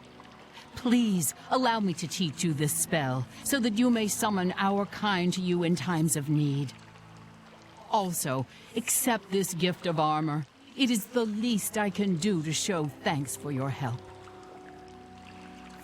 No sign of her yet. We'll do our best to track her down and deliver her to Lord Sheogorath for a fitting punishment. The traitor must be brought to justice. Our warriors will scour the halls of Pinnacle Rock, removing any last elements of opposition. Then we will immediately return to our duties. Indeed, Lord Sheogorath will be anxious to hear of your victory, I am sure.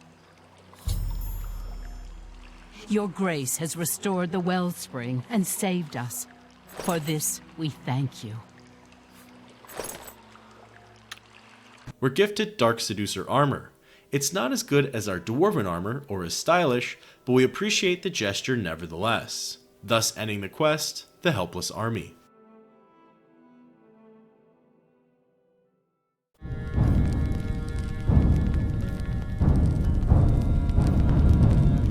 We exit Pinnacle Rock and fast travel back to New Sheoth Palace. It is here we speak with Lord Sheogorath one last time.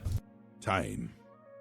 Time is an artificial construct, an arbitrary system based on the idea that events occur in a linear direction at all times. Always forward, never back. Is the concept of time correct? Is time relevant? It matters not, one way or another. I fear that our time has run out. As I feared it would, my plan has failed. The Greymarch is upon us, and I must go. I thought we had more time. I thought we had a chance. My plan has failed, and we were so close. Optimism! How adorable. I love it. Even at the end, you make me laugh. I'm lying. That wasn't funny at all. No matter. Soon you and everyone else will be dead, and I will be left a mad god, ruler of a dead realm again. What happens is what always has happened, what always will happen. I crumble, I fade, the realm dies, and you with it. Flee while you can, mortal. When we next meet, I will not know you, and I will slay you like the others. I had intended to give you my staff, the symbol of my office. But life is gone from it, as it goes from me. It is now dead wood, a useless twig. With the staff there was hope, but now hope is dead. I am dead. The realm. The realm is dead! Sheogorath is dead! All shall crumble before Jyggalag!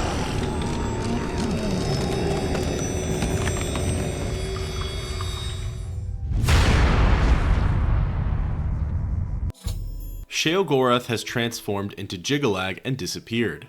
We're directed over to Haskill to see what we can do about the Greymarch. He is gone, but hope is not lost. We have a rare opportunity here, but I hesitate to do what must be done. If the Throne of Madness remains empty when Jyggalag storms the palace, he will prevail. But there is a chance that the throne may not be empty.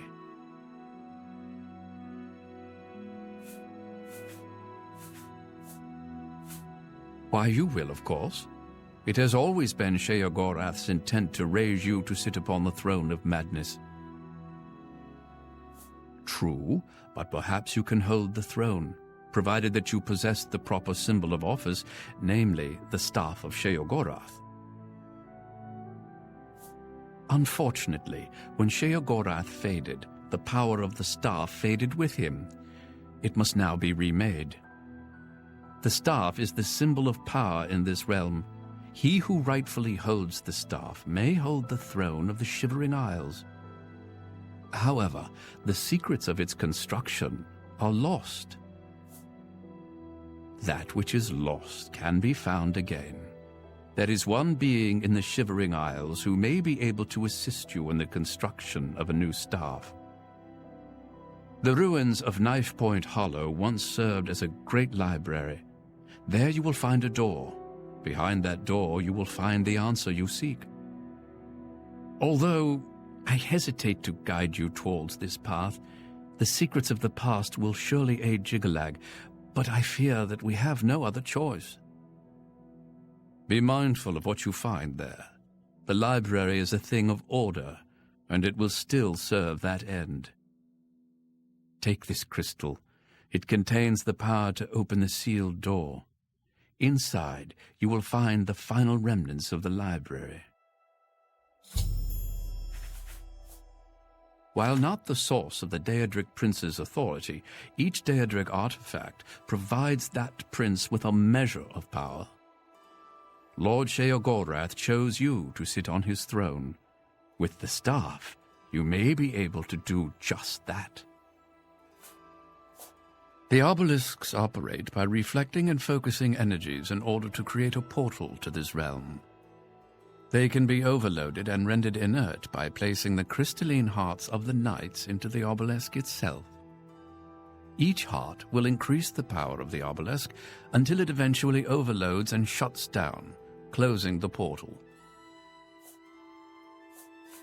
Knife Point Hollow is near the core of the Shivering Isles. Follow the setting sun to the border of Mania. Climb the cliff there to the top.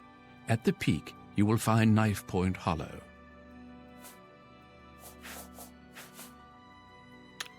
Haskill has instructed us to head to Knife Point Hollow in the center of the Shivering Isles and seek out the knowledge from the Great Library of Jyggalag in order to recreate the Staff of Sheogorath.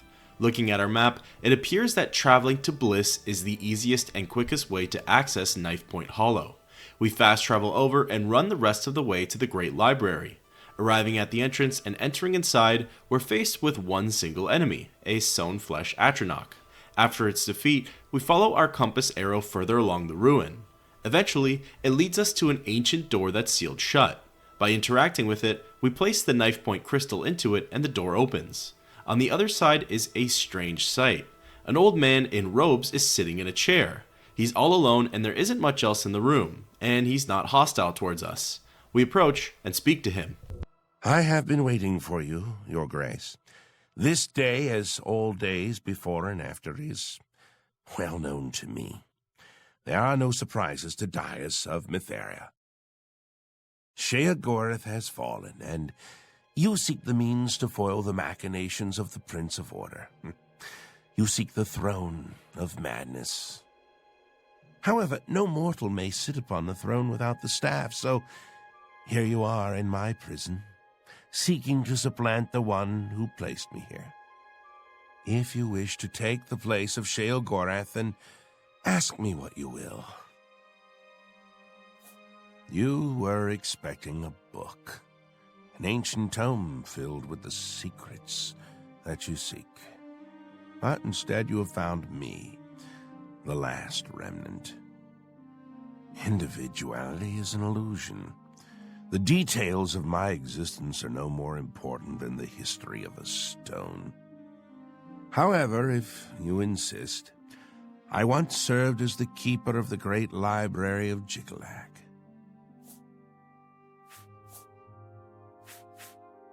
The great library was the height of logic and deduction. Contained within its walls were the logical prediction of every action ever taken by any creature, mortal or Daedric. Every birth, every death, the rise of Tiber Septim, the Numidium, everything, all predicted with the formula found within Jyggallag's library. When Sheogorath discovered the library, he had it burned, insisting that it was an abomination and that personal choice defied logical prediction. I am all that remains of the knowledge contained within the great library of Jyggalag. Following each cycle of the Greymarch, Sheogorath has cast out or killed every aspect of order found in the Shivering Isles. I alone have survived. Sheogorath cannot bring himself to destroy the knowledge that I possess. Instead, he's confined me to this place and forbidden me to die. I have not seen another creature until fate, predictably, sent you to me. As you wish. Knife Point Hollow is my prison.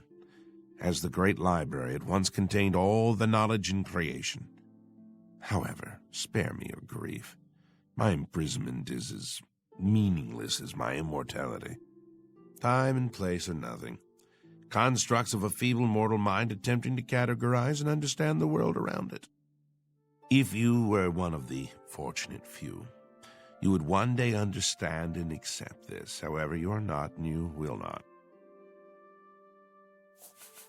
I can create the physical shell of the staff, but the divine essence must be gathered elsewhere. But apotheosis is no simple matter, and the creation of the staff is no simple task. I will require 2 sacred items in order to complete it. The Shivering Isles hold many secrets, but few remain unseen by mortal eyes. The staff is a tool of great vision, and thus requires the eye of one who has witnessed one of these unseen secrets firsthand. Sirta resides in the howling halls of Mania, and find her and bring me the eye that has seen that which no other has. The trees and branches of this realm feed from a deep font of madness and mystery. One of the oldest trees, named the Tree of Shades, lies in the halls of Milkar. Milkar is a place of ruin, root, and mania. Go there and bring me a branch of this tree, but be warned. The tree will not surrender its secrets to one who has not earned them. Yes, only then can I create an appropriate vessel to hold the power that is inherent in the Lord of this realm. The staff may allow you to occupy the throne of madness, but understand that such a feat has never been attempted. All sources indicate that you will fail. It is a certainty. However, I also predict that this will not stop you from trying. The roots of the Tree of Shades run into the heart of the Shivering Isles. It is said that the tree feeds from waters of the Grove of Reflection. The Grove can show men who they truly are. Only after facing the truth will the Tree of Shades give up its branches to you. I can create the physical shell of the staff, but the divine essence must be gathered elsewhere. The staff of Sheogorath contains a portion of the divine power of the Daedric Prince. It is the embodiment of Sheogorath and of this land. Should you succeed, you will be the first mortal to have a dedicated Daedric artifact in your possession. This will be most interesting indeed. The staff of Sheogorath holds the secrets of this realm. As such, it requires a vessel that has witnessed dark secrets. Cirta has seen things with her eyes that no mortal has. Because of this, her eye will serve well to contain that which the staff must hold. Daius is able to recreate the shell of the Staff of Sheogorath for us. However, we need to acquire 2 components before this can happen. The first component is a branch from the Tree of Shades, which is to be used as the shaft for the staff. The second component is the eyeball of someone named Cirta. Cirta has seen many things in her lifetime, most of which other mortals have not. Therefore, we need all that she has experienced condensed in the form of her eye to help power this staff. We first head for the Tree of Shades in Milkar. Milkar is located very close to a camp we discovered called Dreamwalk Camp, so we fast travel over there. Within mere moments of walking, we land at the entrance of Milkar. This dungeon has 6 zones in total. However, lucky for us, the zone we need to get to can be immediately accessed from the first zone. Once we deal with an Elytra noble, we can take the doorway to the Grove of Reflection. Whilst inside, we walk a bit and end up in a grove that contains the Tree of Shades, as well as a glowing standing stone. Activating the stone will see orbs of light traveling around the room until they combine as one, creating a shadow copy of ourselves. This is where the trial of reflection occurs, and we must defeat our shadow self. Honestly, this must have been the most difficult fight in this entire questline thus far. Our clone hits really hard with his rendition of either Dawnfang or Sinweaver, and he had a lot of health. We died multiple times to it, and we even tried to cheese the fight by wandering in with no clothes on, hoping it would create a shadow copy that was completely defenseless. However, it would still spawn in with all our best items and give us a smackdown. Eventually, we noticed that even with a conjured Daedra to help us with the fight, our shadow clone was only aggroed onto us. So, we summoned a Flesh Atronach and had it deal most of the damage to our clone while we would evade and block its attacks. Eventually, with enough patience, we defeated the clone and passed the trial of reflection. The clone drops a unique enchanted sword or axe called Shadowrend. However, we forgot to pick it up whilst in here. Rest assured I went back for it after the recording was done, but it's a really nice weapon and should definitely be retrieved. Once done inside of Milkar, we left the ruins and traveled to the new Sheoth graveyard in order to make our way over to the Howling Halls. Whilst inside here, we actually come across people in red robes called Apostles. We kill the first one standing guard closer to the entrance. They aren't a particularly difficult fight and only use a dagger and conjure hunger to do their bidding. Moving further along, we notice some apostle robes laying on a table. Idea in mind, we pick it up and equip it onto our character. Walking into the next room sees 2 more apostles, but this time they aren't aggressive towards us and we can actually speak with them. Greetings, brother. How does the light find you this day? We seek the light with an open eye and an open heart. We carve the flesh away, seeking the light within. The light reveals all secrets and knows all thoughts. None can hide from it, and it shines in all places. Forsake the flesh, and you shall know the light. Hundreds of years ago, this very building once served as a temple in Cyrodiil that sought to cure the mad. It was in this temple that Emperor Pelagius was taken during his madness. After his death, in these very halls, the temple was destroyed. We stole the stones from Cyrodiil and reassembled the temple here in the Shivering Isles.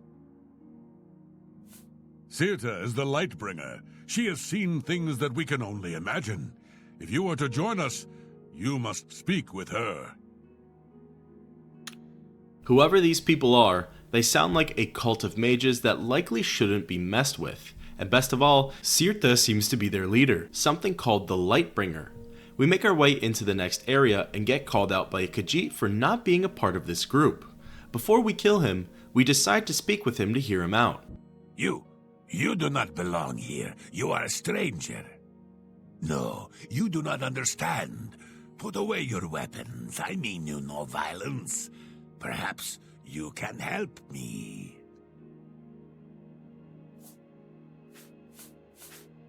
Good, good. Your face is known to me. One so famous as you cannot expect to walk around the Isles unrecognized, can you? You are the Duke, yes? And Sheogorath has sent you to find Cirta, has he not? He finally seeks to kill her?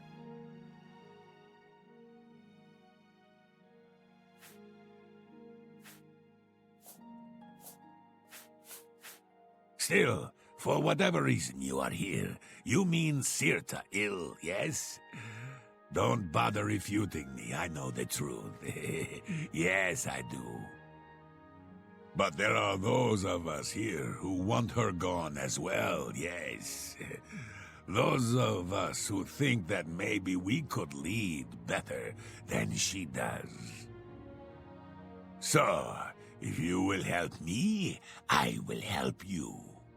Cirta will die, and you will not need to lift a finger. Then you can take whatever you need and go.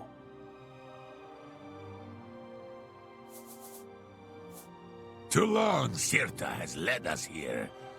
Always against Sheogorath. Always. But we are tired of her vendetta. Cirta brought us here with promises to show us the light. But always is about Sheogorath. Is about revenge. Cirta lied. But when she is done, I will lead the acolytes to the light.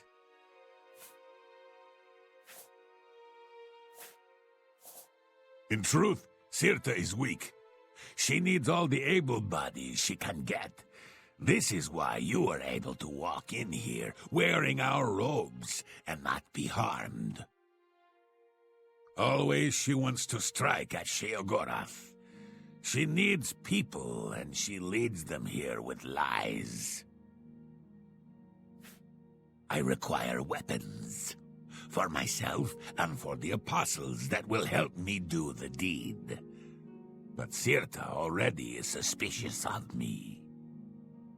She has forbidden me and those who support me from carrying weapons. And suspicious would it look if we were to wander around gathering them. Very clever, Your Grace. Bring to me 3 apostle daggers.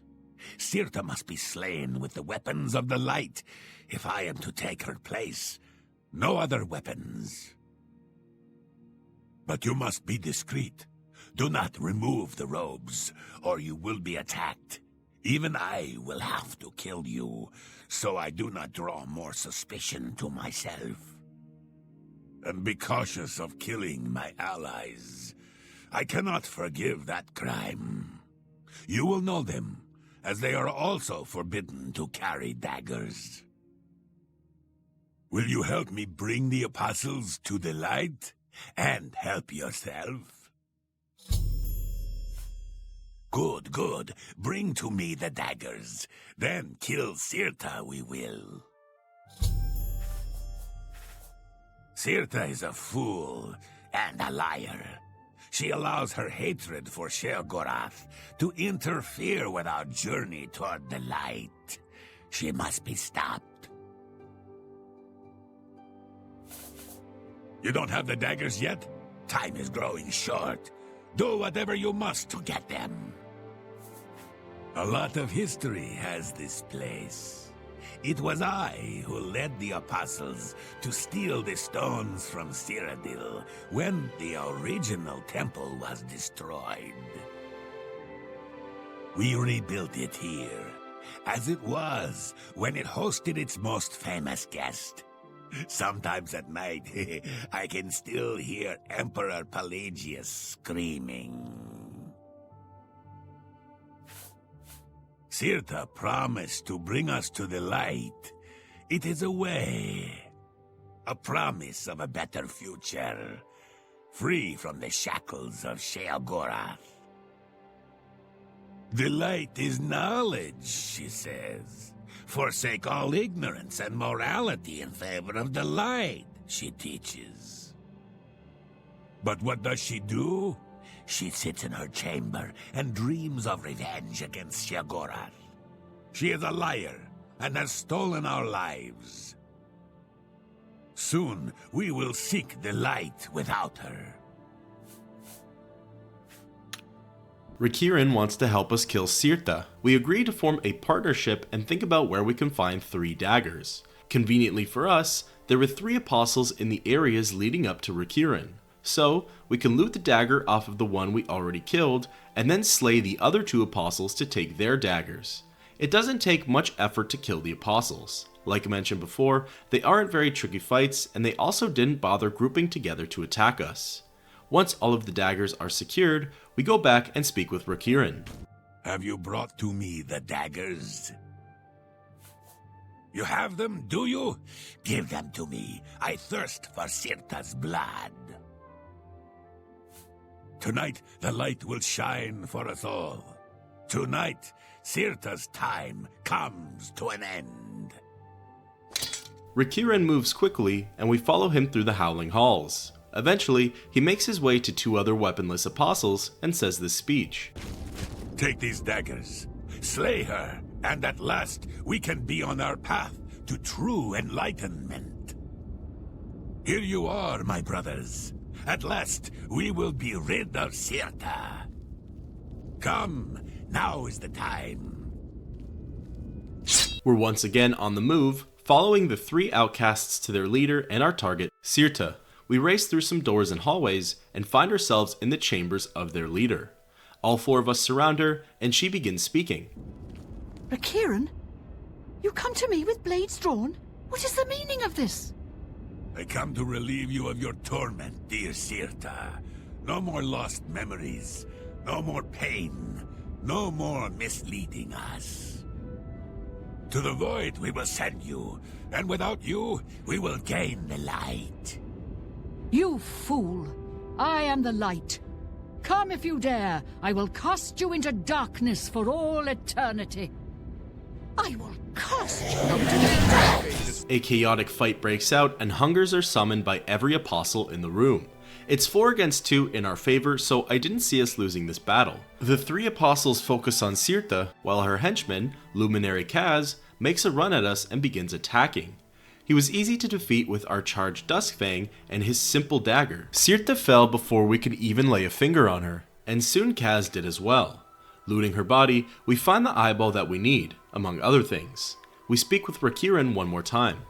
Cirta is dead, and now the apostles fear that there is no one to lead them to the light. I should be the one who is leading, however. Do I have your support? I thank you for your help in killing her. Now I can lead my people towards the light. We're allowed to leave these ruins unharmed, and we exit the way we came in. Fast traveling back to Knife Point Hollow and entering inside, we make our way over to Dais and hand over the components for the staff of Sheogorath. You have the items, contrary to all prediction. Once again, you defy the path set before you. However, what comes next is now unclear. If you wish to confront what is to come, I shall create the staff for you. The roots of the Tree of Shades run into the heart of the Shivering Isles. It is said that the tree feeds from waters of the Grove of Reflection. The grove can show men who they truly are. Now that you have faced the truth, the tree has given its branches to you. Combined with the Eye of Sirta, the shell of the staff can be remained. Staff of Sheogorath holds the secrets of this realm. As such, it requires a vessel that has witnessed dark secrets. Sirta has seen things with her eyes that no mortal has. Because of this, her eye will serve well to contain that which the staff must hold. Now that you have both components, I can remake the shell of the staff. You possess the eye and the branch. Together they shall form the physical shape of the staff of Sheogorath. After I shape them into the staff, you must take it to the seat of power in the Shivering Isles, the palace of Sheogorath. There, imbue the staff with power from the font of madness. Soak the staff in the waters of the land, and it will open its full power to you. You have defied the expected and accomplished something that denies all logic. I must contemplate the error in my calculations. Now, take your treasure and leave me.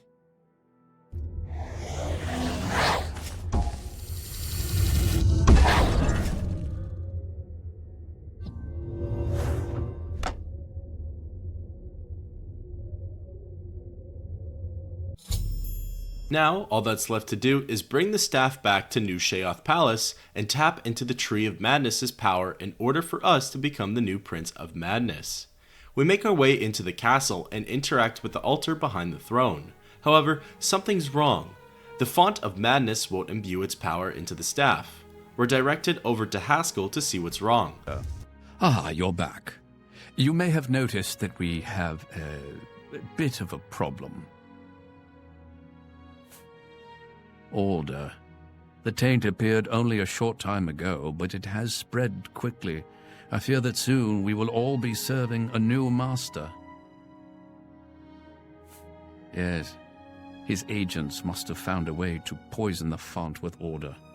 Once the source of madness becomes the font of order, Jyggalag has won. This is true. Very little surprises me, but your successes against the advance of order have left me astonished. Speechless. Indeed, it is your very success that must have led Jyggalag to this unexpected avenue of attack. His usual approach is much less imaginative. Somehow, the forces of order have poisoned the pools of mania and dementia that feed the tree. I suspect the traitor Syl. Jyggalag has never had an original thought in his existence. Be that as it may, you will have to enter the fountainhead beneath the tree and find the source of the poison.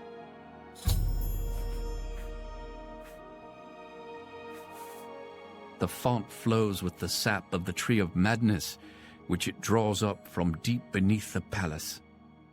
The fountainhead leads down to the pools of dementia and mania, where the insanity of the realm's inhabitants settles. Jyggalag's minions must have introduced order into the very wellspring of madness. You must cleanse the pools, or order has won the war. Sheogorath's private sanctuary, where he would often meditate amidst the tame gnarls that tend the roots. Normally, the fountainhead is a peaceful sanctuary, but there's no telling what changes the taint of order may have wrought. Now I fear that the gnarls themselves may be accelerating the spread of order throughout the tree's roots. Be careful. And with that, thus ends the quest, Symbols of Office.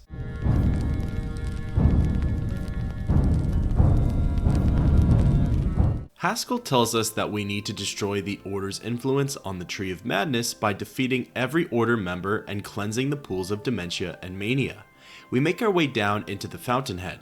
Walking along, we see a gnarl rounding the corner. We prepare for a fight, but this one appears to be passive.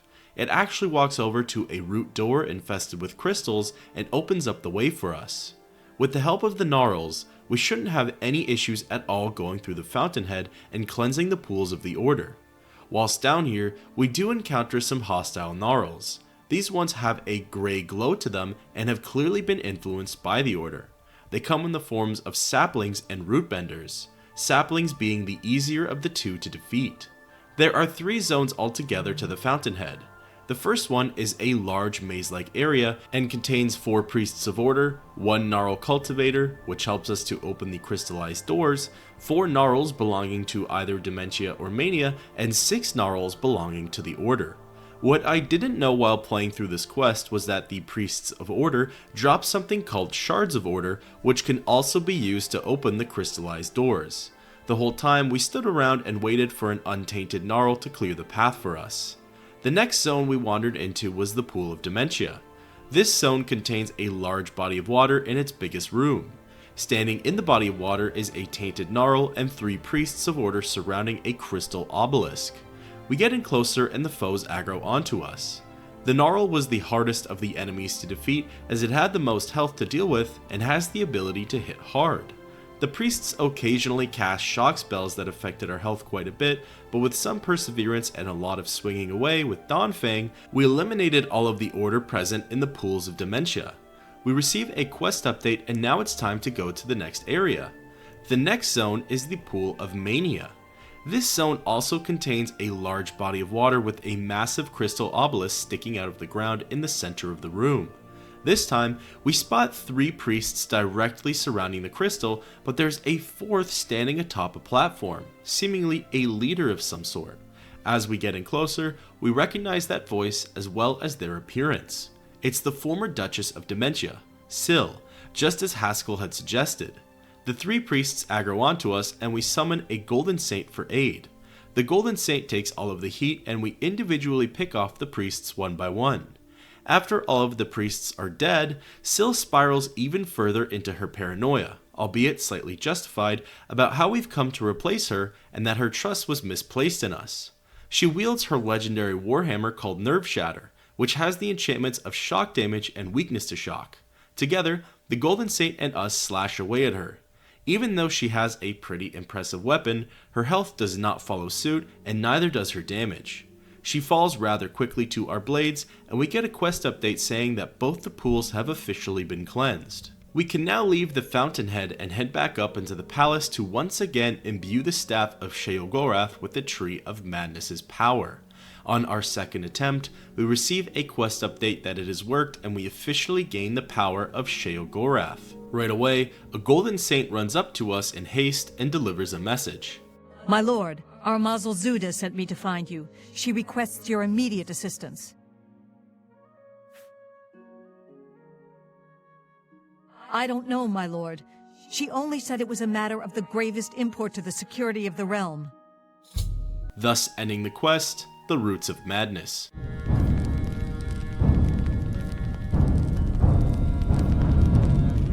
Mazel Zuda and the other Golden Saints can be found standing around at the entrance into the palace. We walk over there and speak with her. My lord, I'm glad to see you. We have a developing situation that requires your attention. Order. An obelisk has activated just outside the palace. I've ordered my Orioles to engage the enemy. I expect that this is the beginning of the final assault. The cursed usurper Jyggalag himself may even take the field before the end. What are your orders, my lord? With pleasure, my lord. My Orioles will gladly die in your service. It's time for the final showdown between us and the Order. We follow Ormazel and the rest of the Golden Saints to the courtyard of the palace.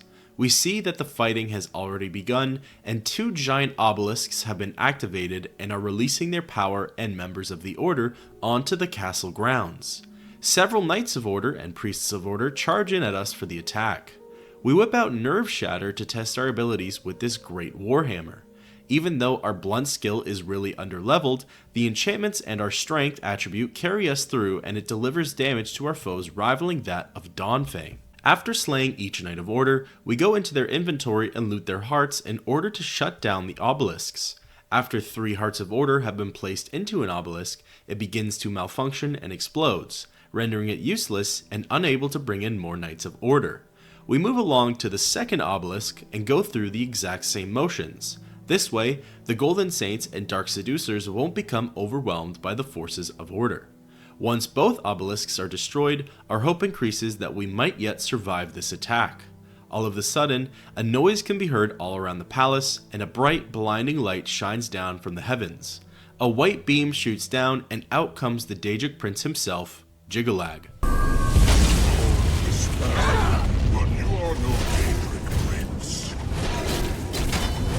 All of the Dark Seducers and Golden Saints were killed upon Jyggalag's impact, and that just leaves a one-on-one between him and us. Jyggalag has quite a lot of health and deals a lot of damage per attack, swinging away his greatsword and casting shock spells at us. We decide to stick it out with Nerve Shatter and see how well we can fare against him. Our health gets critically low and we're out of potions. We decide this attempt was a wash and just stick it out to see what happens. We manage to get him paralyzed on the ground and lay into him. His health gets extremely low and is likely just hits away from dying, but he casts a cheap shock spell against us and finishes us off. The next attempt, we make a little more strategy going into the boss fight. We fully charge our reliable two-handed elven claymore of Sinweaver and have Sanguine Rose at the ready. When Jyggalag spawns in, we fire off our last charge of the staff at him, and out comes a Daedroth to our aid. The Daedroth holds him off for a bit and deals quite a lot of damage while he's aggroed onto us. It's safe to say we did a lot more damage with Sinweaver this time and managed to cut him down pretty quickly, ending the Greymarch and defeating the Daedric Prince of Jyggalag.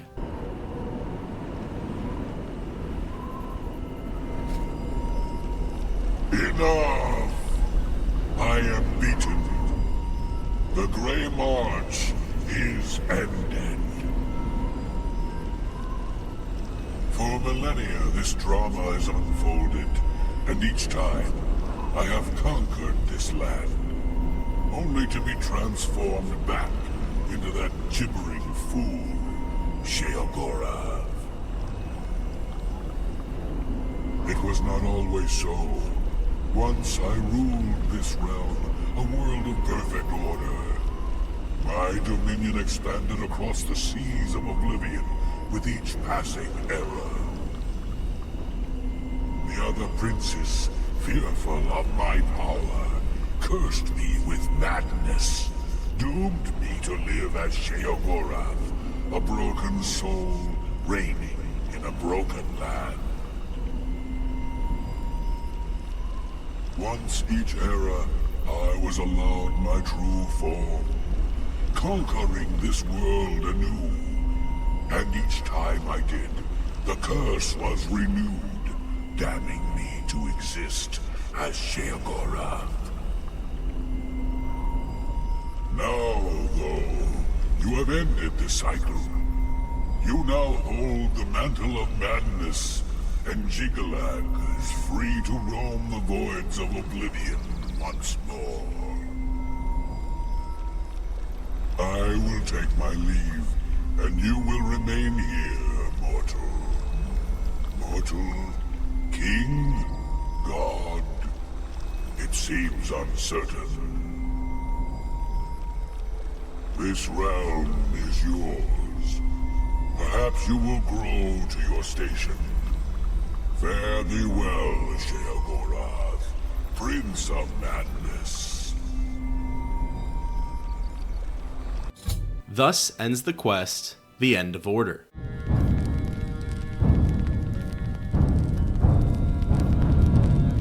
Unsure of what happens next and where to go from here, we go back inside of the palace to speak with Haskill on the next steps. You've done it! Well done, Lord Sheogorath. I never doubted you for a moment. Now, of course, there is business to attend to. As you have assumed the mantle of Sheogorath, there are matters that deserve your attention. As Lord of this realm, there are a number of benefits to which you are entitled, as well as a number of duties to which you must attend. You may request any of the Golden Saint or Dark Seducer escorts at the castle to accompany you. They will defend you to the death. You may also summon entertainment to your throne room. Your predecessor found this most invigorating. Speak with me if you wish entertainment. You also have the ability to affect the weather in your realm. As it is an extension of yourself, it will often have an effect on you as well. You also have the benefit of Sheogorath's protection. Cast this upon yourself, and if your life is threatened, you will be returned to your castle. Many of these abilities, Lord, are rooted in the magics of the Isles. Should you choose to leave this realm, they will not likely function.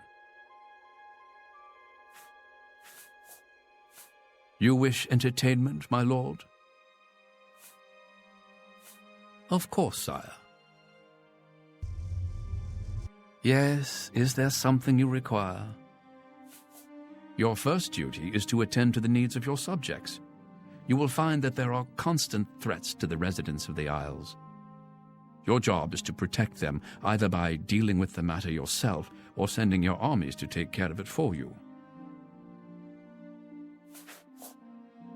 It seems all is peaceful in the Shivering Isles, my lord. Will wonders never cease? You wish entertainment, my lord? As you wish. We turn around to speak with the court healer. Are you injured, Lord? Do you require my services? Of course, Lord. In comes the dancer to bust out some moves for our entertainment. We approach the throne and equip our new attire as the Lord of the Shivering Isles, Sheogorath's regalia. This has the enchantments of Fortify Personality for 30 points and Fortify Luck and Speechcraft for 10. We take the throne as the new Daedric Prince, and thus ends the complete main quest line of the Shivering Isles DLC for the Elder Scrolls 4 Oblivion.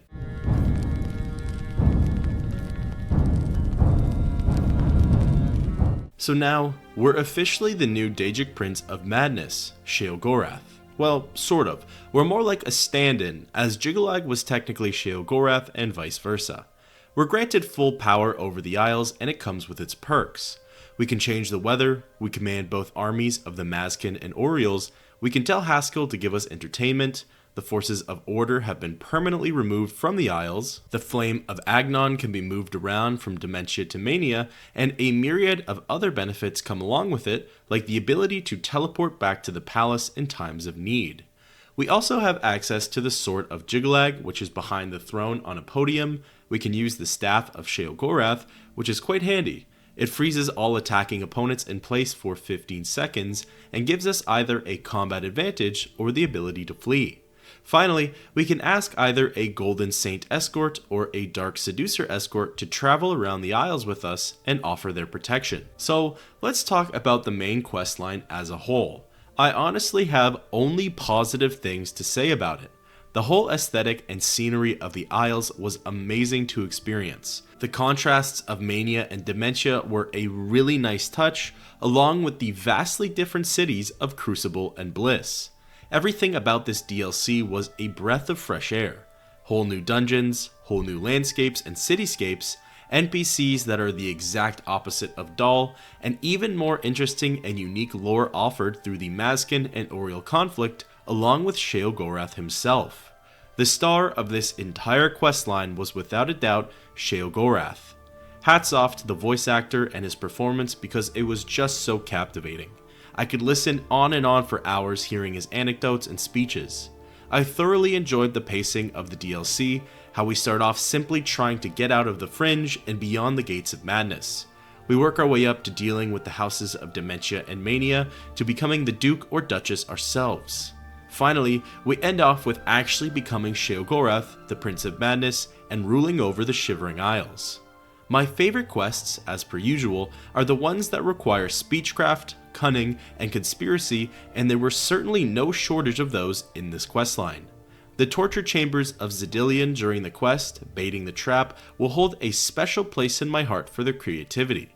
It was such a unique and interesting experience, and I absolutely loved deciding the fate of those adventurers. Overall, it has been my favorite of the questlines thus far that we've explored on this channel.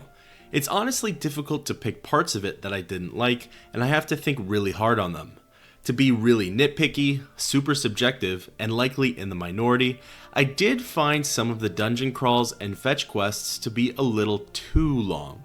Personally, I groan when a dungeon has 3 zones to it that we need to explore, and some of these dungeons had 5+ zones. However, as a bard, dungeon exploration isn't my strong suit compared to the gossip and conspiracies of the cities. A plot point I found interesting for the questline is that the Greymarch happens once every era.